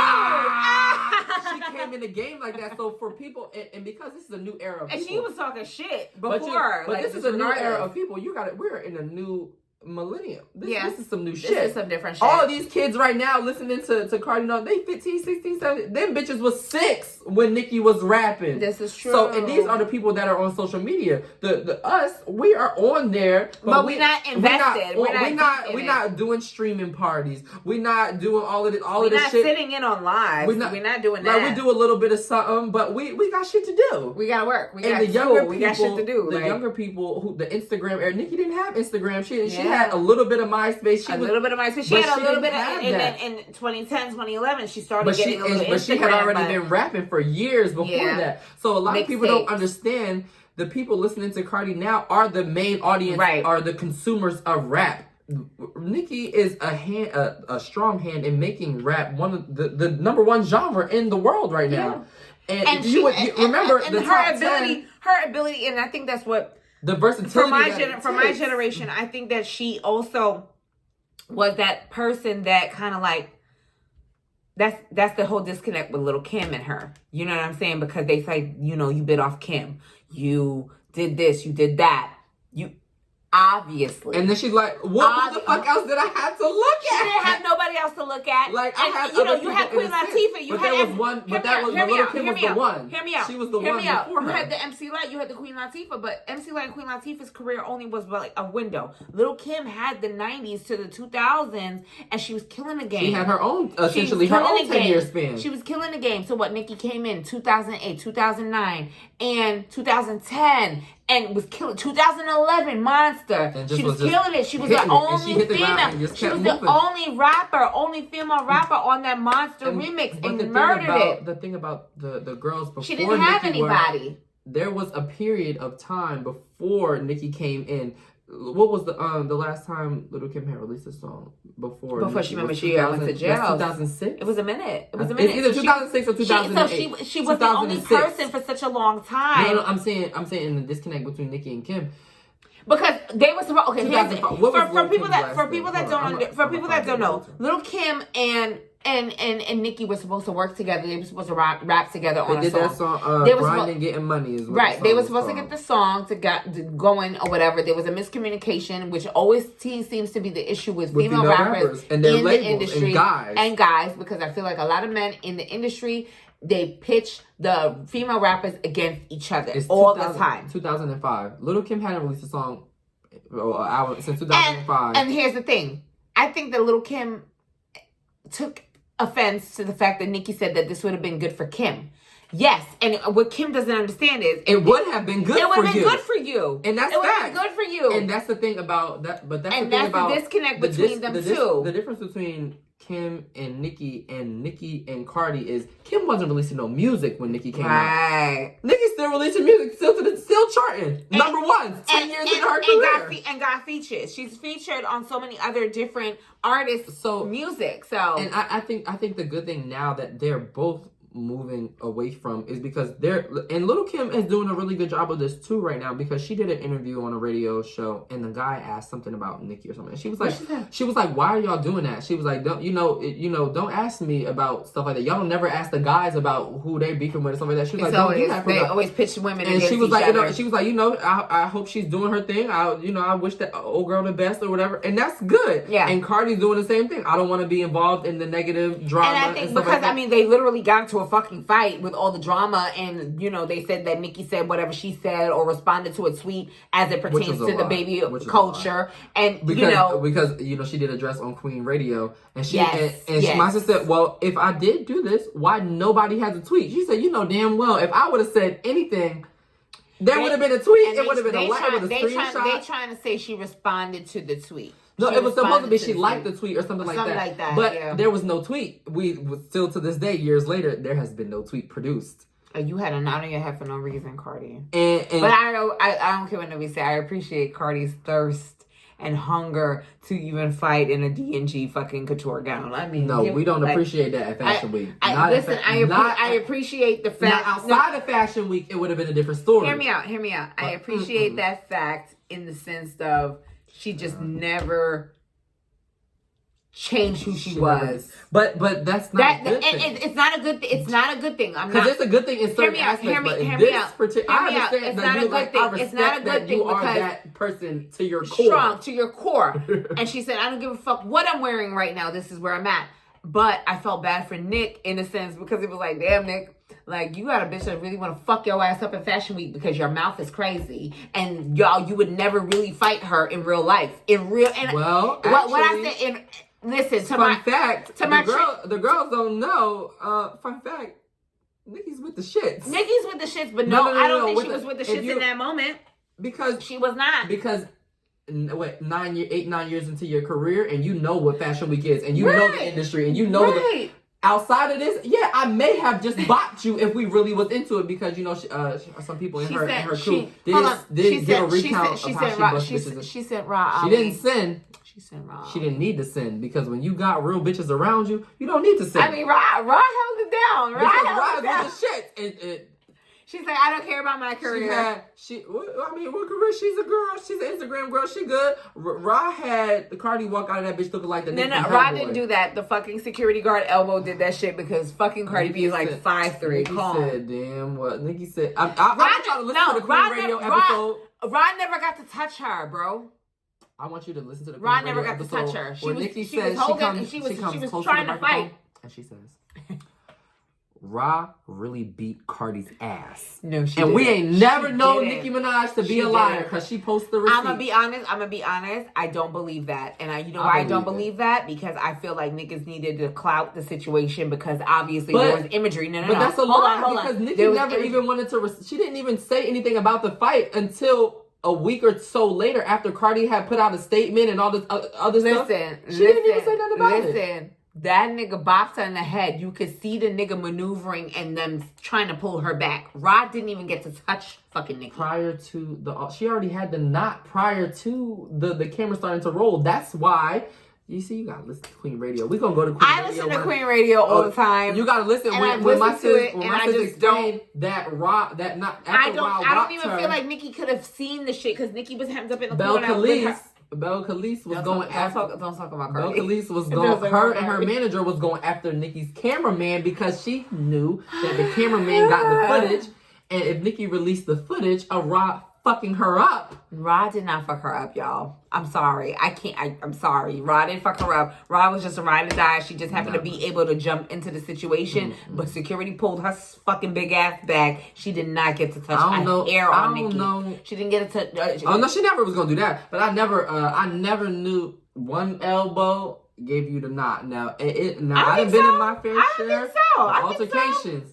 And it may take a couple punches. She's a little ass girl, and that was a big ass man. He couldn't have knotted up her fucking head. Rod could have knotted up her head. Rod did not get to touch that girl. Period. Period. That shit was all hype because of how the all hype was her saying that it was the security guard. But you heard Nicki. Wait, you heard Nicki in the corner. Are you serious right now? You serious? Yeah, are you serious, bitch? We at Fashion Week and I'm in a $100,000 gown. Are you serious? And my friend was in. Hold on, my bitch said you lost. My friend was in her D&G outfit and her D&G shoes, and it doesn't matter. I don't think she left with the shoes. Oh no, she lost that shoe. She threw the shoe. Yeah, she ain't leave with the shoes. I love that. I admire that.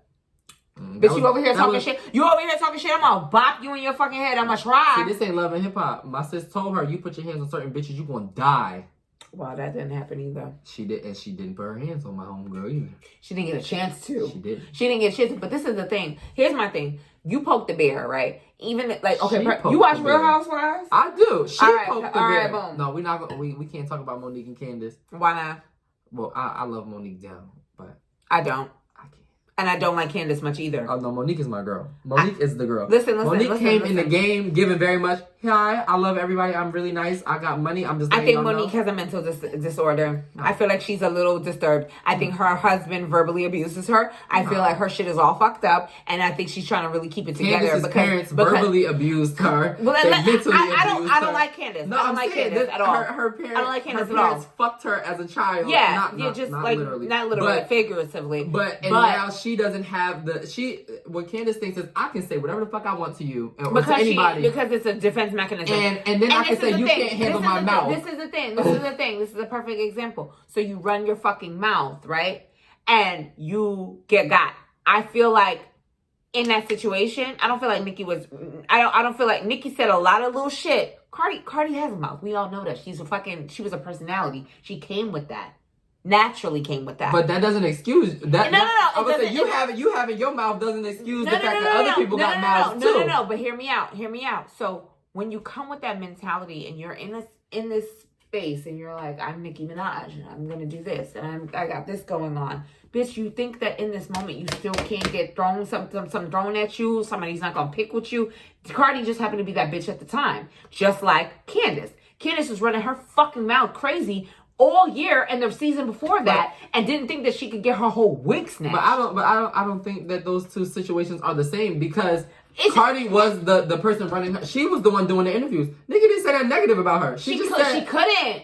She didn't say anything. All she said was, I didn't like one thing. She said, oh, she did really good. I just didn't like this one thing that she did. And then after that, it was it was this, and it was shots, and it was this, and it was that. And then when Nicki gave us let me tell y'all what was happening behind the scenes, that they didn't want this person to work with me. She didn't want this person to do this. She didn't want this person to do this. Because remember, prior to Belle Khalees... So you mean to me, this was always a conflicting thing to me. Right. So you mean to me, that this is a conflicting part for me, because Nicki being who she is, you mean to tell me Belle Khalees got so much, Cardi B, got so much pull. No, within that circle of people. It was 21 Savage, Offset. Those are the people around her.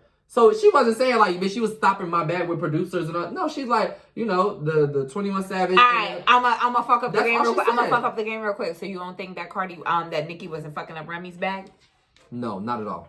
But I was going back into that. I was saying, remember, before the Cardi beef, it was Remy's beef. Mm-hmm. And if we're gonna be clear, Remy Ma did that interview with the Breakfast Club. What? And with what? Wendy A Williams? week? No. What? A week? No. We're not talking about post this. We're talking about pre this. A week before. And she was talking, and Charlamagne said this. He said, I was talking to Nicki, and Nicki was thinking that Remy had a problem with her. And Charlamagne was like, I'm telling you, she don't have no problem with you. Because in all of Remy's interviews leading up to this record, mm-hmm. I love Nicki. She's cool. We're cool. We had a conversation. We cool. And then you dissed her out of no. But no, this is fact. Because we can't continue. She did that song with Gucci, and it was just like, what? But we can't continue to paint just one person as the fucking villain. I feel because like Remy Ma was the villain. I'm gonna be honest. Do you know who Lady Luck is? Yes. So Lady Luck said it. Not Remy. I wouldn't say she was that girl before she wasn't. Went into the, but she was one of the girls. She was one of the girls, yeah, and for sure. Then for you to go and be gone for X amount of years. 7. Right. And for a person who was coming up after you to completely not take the spot, but take it to new heights that no female rapper has ever seen before. That shit got a sting sitting in a cell listening to all the songs. It does. But then so I have said this before. I do feel like there was a level of jealousy. I do feel like there was a level of jealousy. And she was taking shots. You're talking about she was taking shots in her song. And I feel like there was a level of jealousy, obviously. But if I'm the girl, we talking about Nicki, and Nicki has tended to be a little petty in a lot of situations. But when we did the timeline, she was taking shots, right? And as a rapper, I do feel like Nicki was tweaking shit and putting bugs out. Hey, don't fuck with her. Don't do this with her. No, but I think so. Okay, but Nicki, listen, you gotta understand something. Even before, put aside the Cardi fight. Put aside the Cardi fight. What receipt? This is what I'm at. This is what I'm asking. There ain't no receipt. It's just conversation within the industry. But I'm saying, because when Nicki said that Cardi stopped this person from working with her, right? Mm-hmm. She said, okay, she stopped this person, 21 Savage or Offset, from doing the video on the 21 Savage song from With Me. She gave us an example, right? Remy just said, yeah, she stopped my bag. She was making phone calls. She never gave us one, not one. But I don't think she wanted. This is the thing. I don't think if you do a 20-minute diss track about, if you do a 20-minute diss track about a bitch talking about you sleeping with these people, this is the thing. When you on a show with like Wendy Williams, right? You gonna give tea, but you're not gonna give all the tea, because at the end of the day, like, Wendy's gonna be syndicated. It's gonna be showed. But she did a million interviews after that. Yeah, she did an interview with Breakfast Club. But I'm saying, even she did a whole bunch of smaller interviews too, but never gave one specific, if she was like, okay, I'm gonna give y'all one instance. I think a lot of people didn't want to fucking get into it's like, I want to get into it with Nicki, but I don't want to get into it with Nicki. But here's the thing about Remy. Because Nicki had that much pull at the time. But here's the thing about Remy versus Nicki. Remy let's agree to disagree. No, we can. No, hear me. But Remy could have never reached the heights as Nicki. Had pull. Remy doesn't have the versatility to reach the heights. She doesn't. She doesn't even have the range. She doesn't even have the Cardi effect. She doesn't even have that. But I say that to Nicki don't have pull. No, she does. Okay, that's it. I say that to say there would have been no reason for Nicki to want to stop Remy's bag per se, because she knows they're in two different lanes. Remy is a street bitch. But I'm gonna be honest. This is my personal opinion. And Remy still ain't got no album 20 years later. This is my personal. She had a. No, she hasn't. She dropped the mixtape after. This is my thing. I think that there was a time where Nicki was the main person. She was the main joint for the longest time. I do feel like she was never affected by like smaller little rappers that came out, even Cash Doll, no shade, no tea. because Cash Doll is beautiful, but the rhyming. She couldn't release a fucking song for 20 years. She was locked up in her contract situation. But I think I think the real first instance of when Nicki was like, "What the fuck is y'all doing?" Like to the industry people, was like when Iggy came, because Iggy wasn't a writer. You gotta understand something. And she was like, "Y'all gonna put this." Iggy was a white girl with a fake ass. So when Iggy came out, that was hype. And mind you, she came out in Atlanta. She came out under the TIs, and she's getting the accolades from the Atlanta producers and marketers. And that's the thing. So she was like, it was like, what are y'all doing? But then you had a bitch like Cardi who could spit, not necessarily being helped to write, because we know that Cardi does not write, period. We know she gets assistance with it. And she's mentioned it. She said it. It is what it is. Congratulations, Nicki. You are nasty with the pen. Congratulations. You one of the only ones that could do it. But that's the thing about... right. But that's the thing about rap, okay? And this is just one point that I really want to make about rap in general. Rap pre-social media was... essentially, they're at the core of the culture about your pen. Solely about your pen and your ability to spit your rhymes. And that's what Nicki came from. Granted, in rap, there are stories, Milli Vanilli, people write for other people, whatever. Them guys wasn't rappers at all. But, at the core of rap, it is the pen.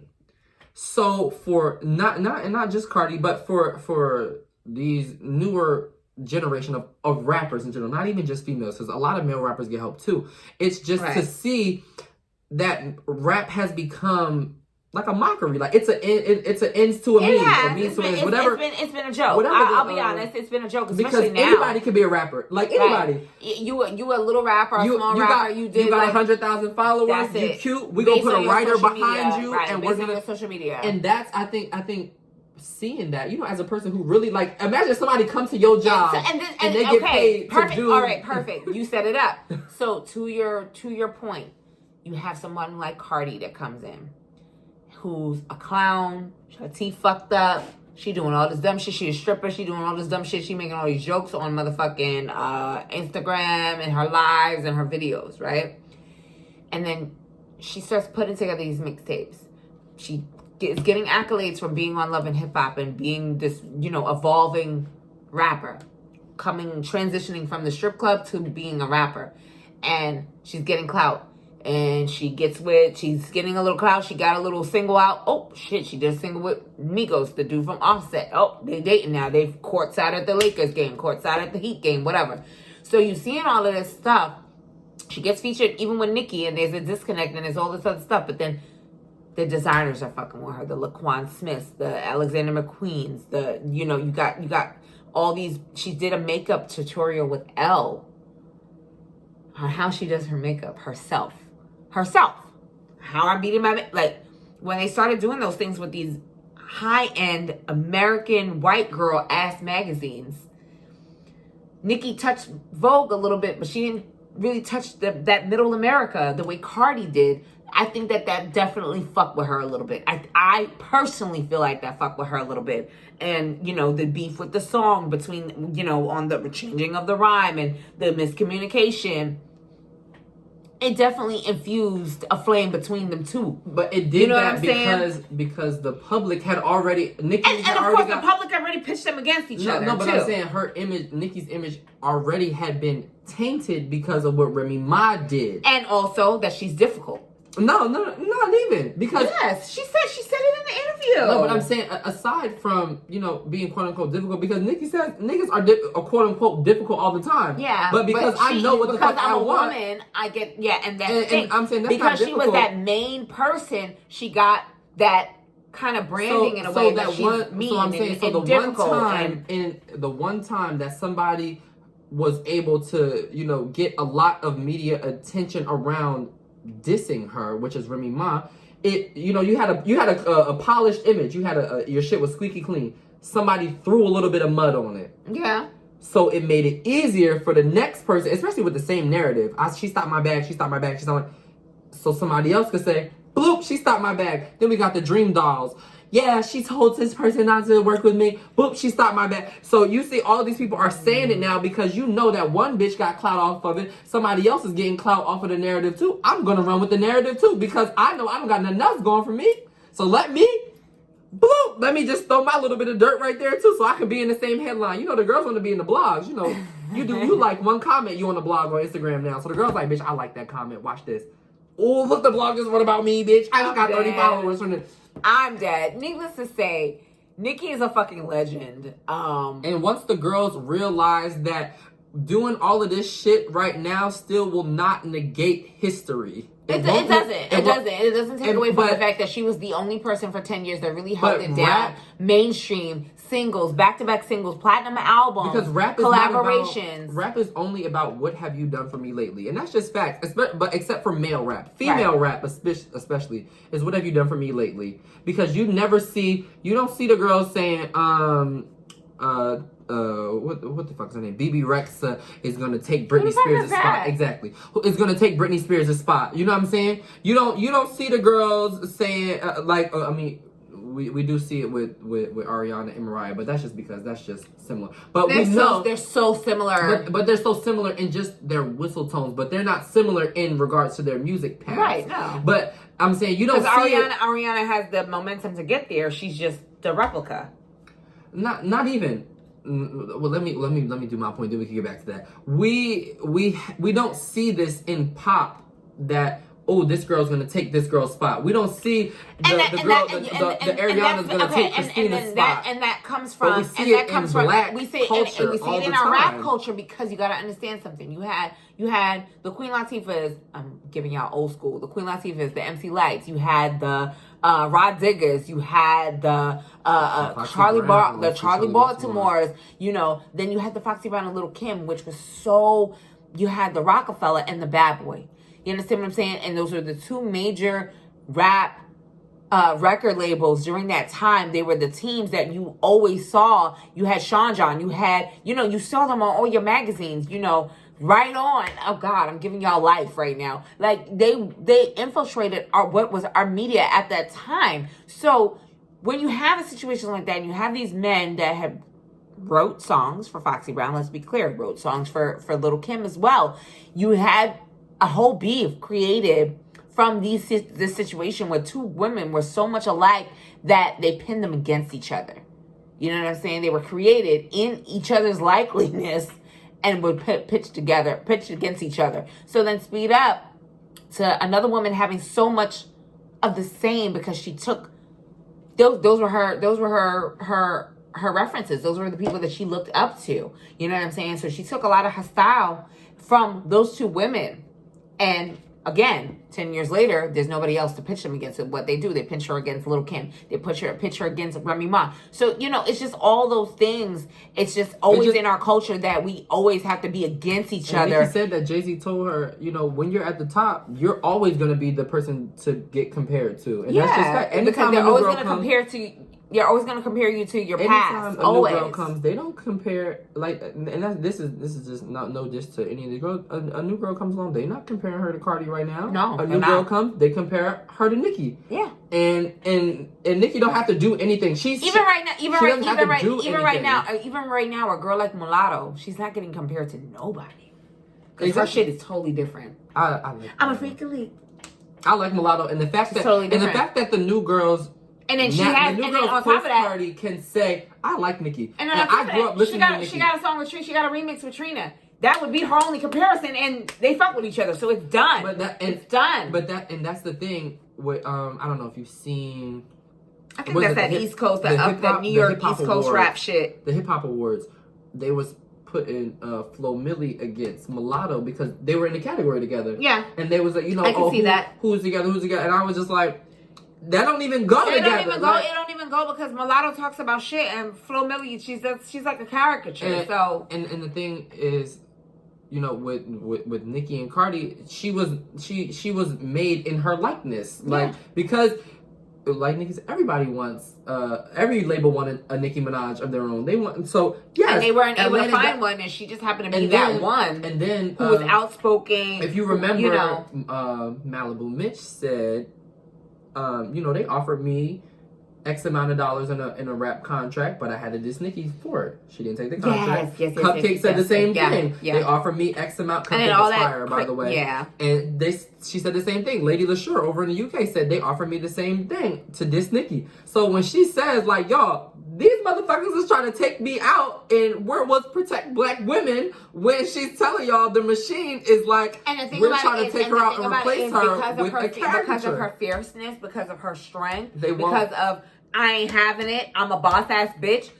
It just wasn't received. So when you go into a situation like that, you don't know, she was like the black sheep. They won't receive it until years later. Even though she's the legend here, she is. Let's be clear.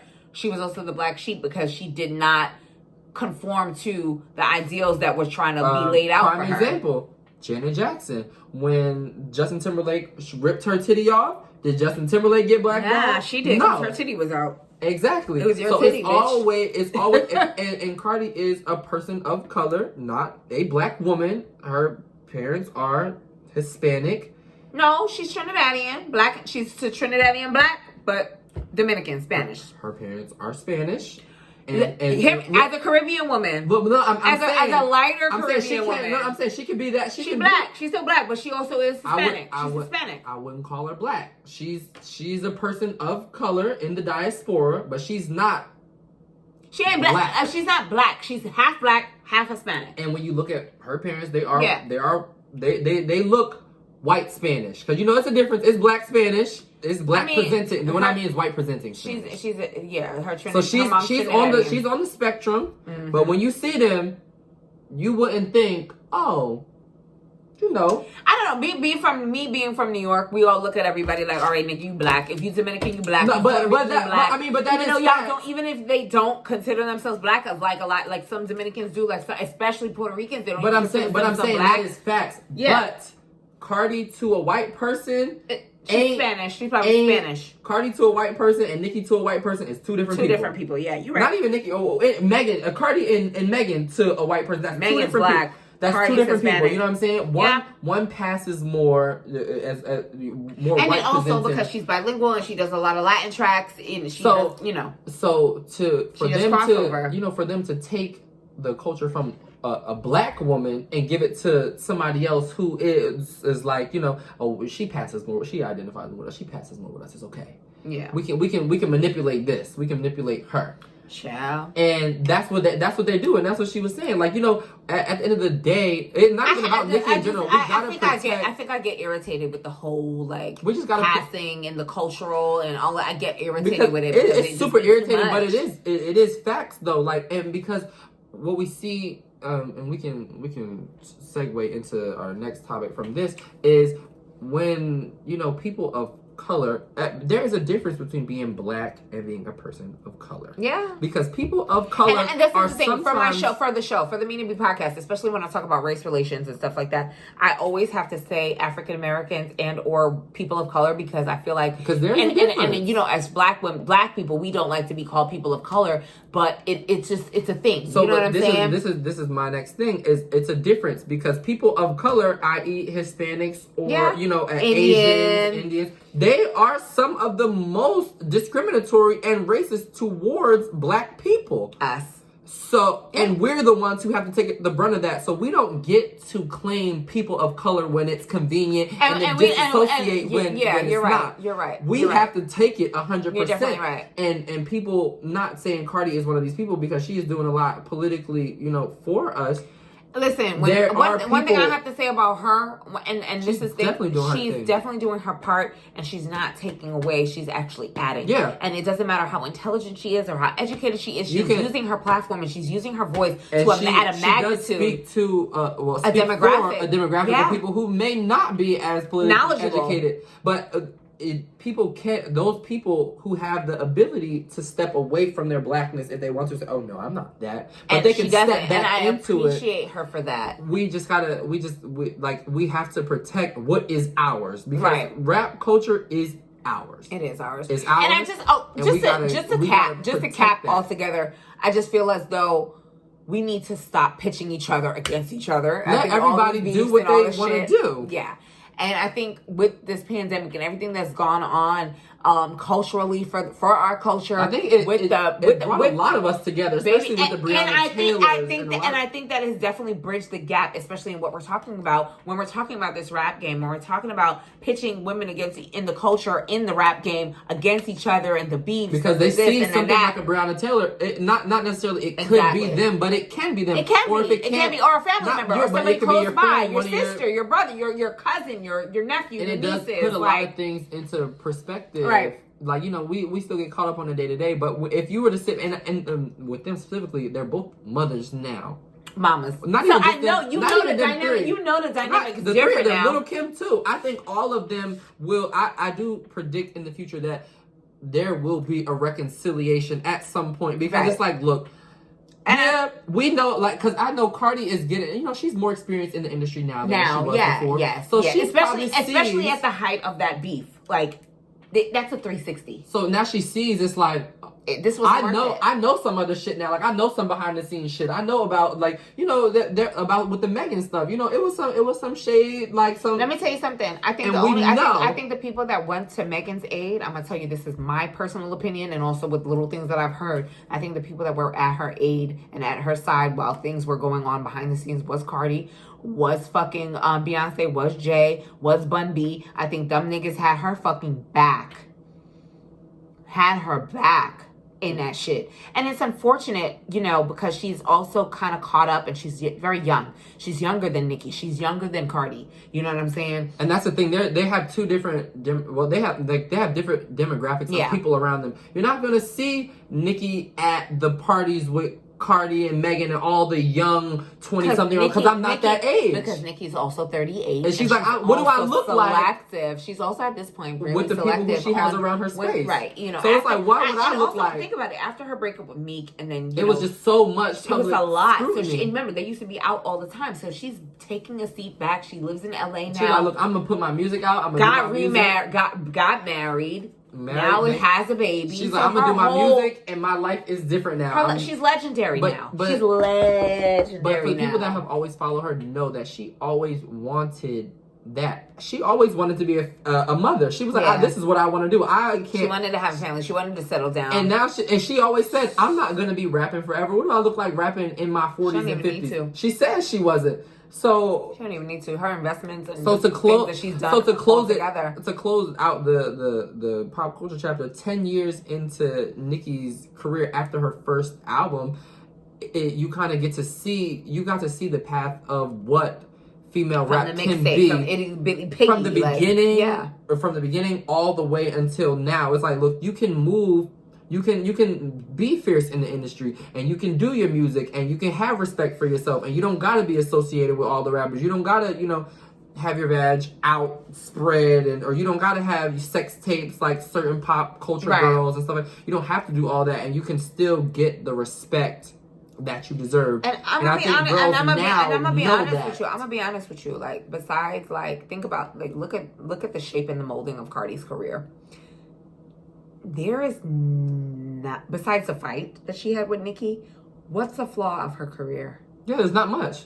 Exactly. And the same, but the same thing goes she's for. She's been able to navigate and kind of the same thing goes the right way. And a lot of the girls now, because the city girls, JT went to jail and people rallied behind her. Period. And we still rallied behind her because. Period. Because we associated ourselves with that. Because they're type allowed of shit. to be their selves now. Like, when you think about it. You had a cousin that went to jail for little fraud. But that's what I'm saying. You're allowed to be. You understand what I'm saying? You're allowed to be yourself now. Whereas before, when Nicki was coming up, you weren't allowed to be yourself. You had to be a certain way. Even though social media does pin us up, pin not us, but like our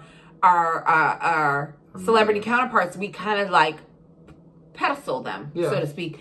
And I think you also pedestal them, but you still get to interact. We get to interact with them. We get to see a little bit. Still feel closer to you. You also get an opportunity to see their humanistic side and see them go through shit. Because we're all going through shit. And as a person who didn't come from that era, specifically her, she didn't come from that era of showing you everything. Like, right. She's like, I talk to my fans a lot, but I'm not used to showing you everything. This is my day-to-day life. I just woke up in the morning. Let me snap a picture of me and my child and put it on. But what I love about Cardi is that Cardi be like, you know, I'm divorcing Offset. I'm back with Offset. And listen, and that's the my thing nigga. about That's my nigga. He get on my nerves. That's like, what I'm saying about being unapologetically yourself. That you get to do yourself. now because people, because the audience isn't just the white kids.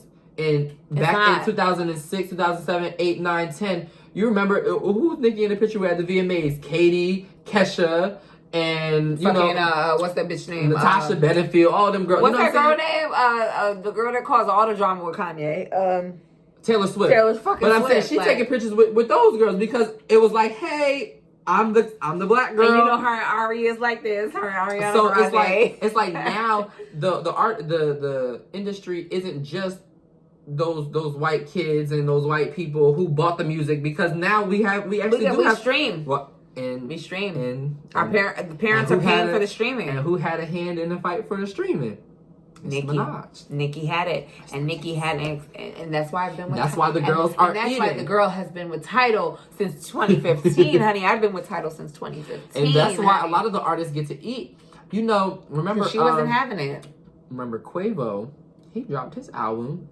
I think he only sold 8,000 copies first week. That album wasn't great at all. But he had 8,000 pure, but he had some streams, and that's what a lot of people don't understand is if like her and like Taylor Swift and like, you know, Jay-Z and all those other people didn't have those hands in that.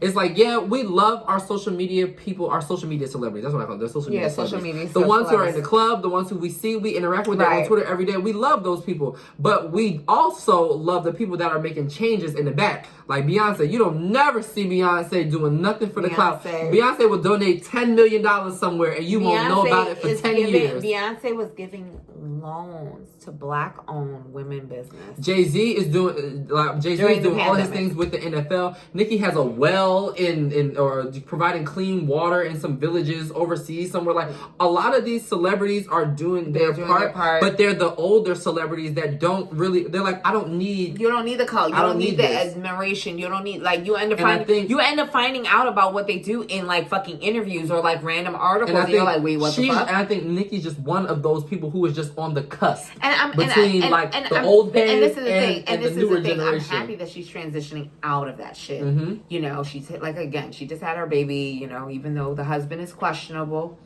But you like who you with, and when you make those decisions about people, that's a boss ass move. You gotta accept who they are in their entirety. Yeah.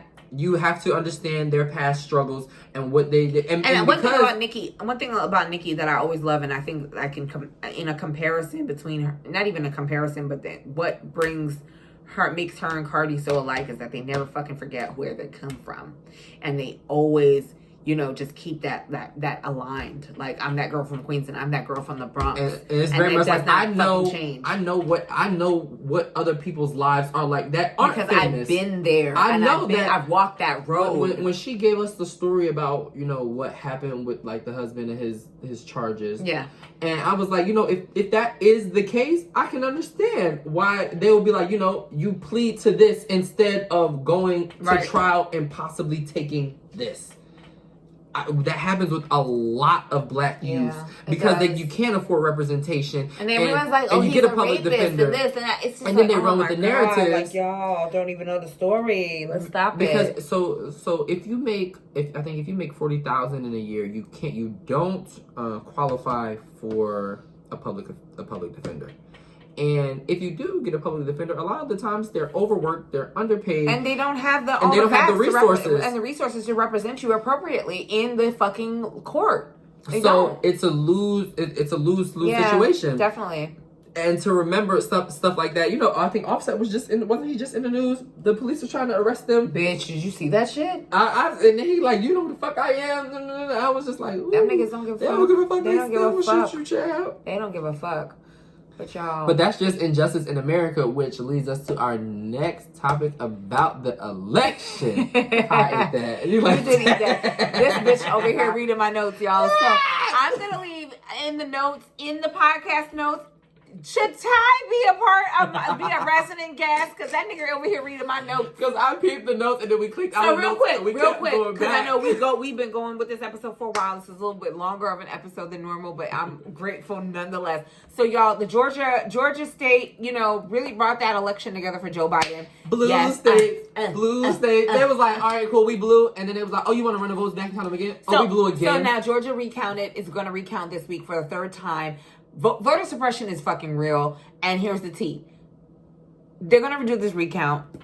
Biden won again. Biden's won 2 times in Georgia. He's going to win a 3rd time in Georgia. It is what it is. Speaking of, Biden winning, Trump has finally started to, in the slightest way, he's starting to concede, just slightly. In the slightest concede. So this is what Trump. Wait, what did he say? Oh, that happened today. He said, yes, this is 3 hours ago that I got this from the Neighborhood Talk again on Instagram. At the Neighborhood Talk. Okay, he said, I want to thank Emily Murphy at GSA for her steadfast dedication and loyalty to our country. She has been harassed, threatened, and abused, and I do not want to see this happen to her, her family, or employees of GSA. Our case strongly, he emphasizes strongly, continues. We will keep up the good fight, and I believe that we will prevail. Nevertheless, in the best interest of our country, I am recommending that Emily and her team do what needs to be done with regard to initial protocols and have told my team to do the same. And this is in relation to an article that came out that said the Trump administration is clearing the way for the start of President-elect Joe Biden's transition, despite Trump vowing to keep up the election fight. Right, because they've been saying that he's been fighting it, he's been pushing them out, and then with the pandemic conversations that they've been having, closed door, conferences, they've been like... They're like, look, we got shit to do. And you're playing. If you want to fight the vote, fight the vote outside. This is the thing. They've been trying to push the Biden team out. And it's like, you can't do that because they need to be abreast of what's going on currently with this pandemic. So either way. If you want to sue us and all this extra shit, you do that from outside the White House. I don't think he's even about to start doing that shit. I think he got bigger fish to fry, baby. Because they gonna pin his dick to the wall. That's that good old karma when she come back around, because you was going so hard on Hillary, and now New York is like, I was waiting on you at the door. So here's the tea, y'all. So for the state of Georgia, Black women we came in, we voted, we handled our motherfucking business. We've carried the motherfucking election. Like, let's just call it for what it is. Again. So here's the thing. With the runoff for the Senate, this is the Senate that will get the Senate. We gotta get the Senate. If we don't get the Senate, Biden don't really have a chance as far as getting his bills and getting his laws. They can't do nothing else to hurt us. But they can't do nothing to help us. They can't do nothing to help us either. So this is why we need the Senate. The Senate is a very, very big deal. So we have Senator John Ossoff going against what is fucking it? Purdue. David Purdue. He gotta go. So Purdue chicken ass nigga. So period. And then we have the special election for Raphael Warnock. And Reverend Raphael Warnock. Okay. Hallelujah. Of the church where Martin Luther King all went. of that. Icon. And he's done wonderful things for the community. I've done my research on him, and he definitely has my vote, period. The young woman that is, and I'm just saying Kelly ain't shit. And that's just that. The only Kelly we know is rolling. Period. That's the only one. Bitch, the only Kelly we acknowledge. Only white Kelly we know is Clarkson. Is Clarkson or Rollins. Hazel eyes. Period. Okay, I'm not fucking with you. I'm not playing with you because I'm about to break into a whole Kelly Clarkson song, and we don't have time for this. We need to wrap this episode up. But real shit.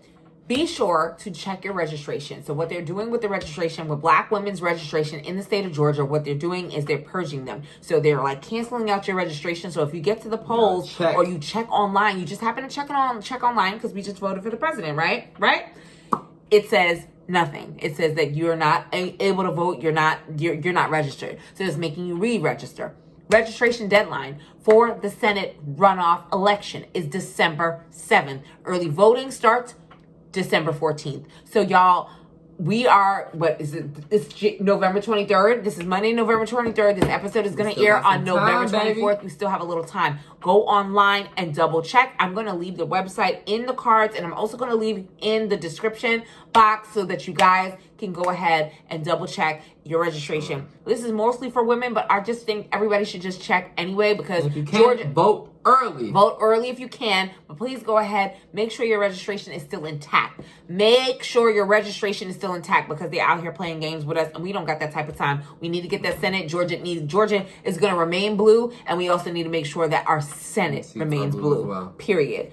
So this is listen. That's how I'm gonna end this episode. This is what the fuck going on. Bitch, vote, bitch. Vote or die. If Diddy ain't gonna tell y'all, we gonna tell y'all. Vote. Go ahead and do your fucking part. Handle your business. We came a long way, and we really showed up and showed out. And I am so fucking grateful and thankful that we really came in there and handled our business. But for this Senate runoff, we need to do our part in the state of Georgia. And I know my ATLians, we gonna do our motherfucking thing again. Just make sure that y'all don't have no issues when y'all get to that poll.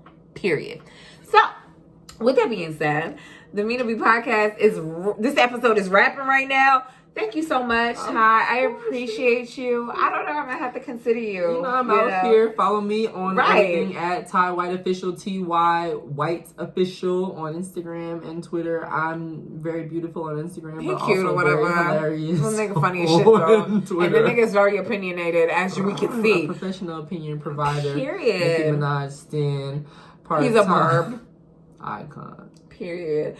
But y'all, please go ahead, follow him, check him out. I'm gonna leave his information in the description box as well. And be sure to follow me at the Mina B Podcast over on IG. Be sure to rate, subscribe. If you have any commentary, any questions, any inquiries, if you have, you want some advice, you want to give me a little idea, it's askminaB@gmail.com. Don't be afraid to use that email. Y'all gonna DM anyway. That's what y'all do. Y'all always be in the DMs, but go ahead and email me. It's cool as well. And that's just that on that. So until next time, guys, thank you so much for tuning in. Thank you guys so much for watching us over on YouTube, the Mina B Podcast. Bye.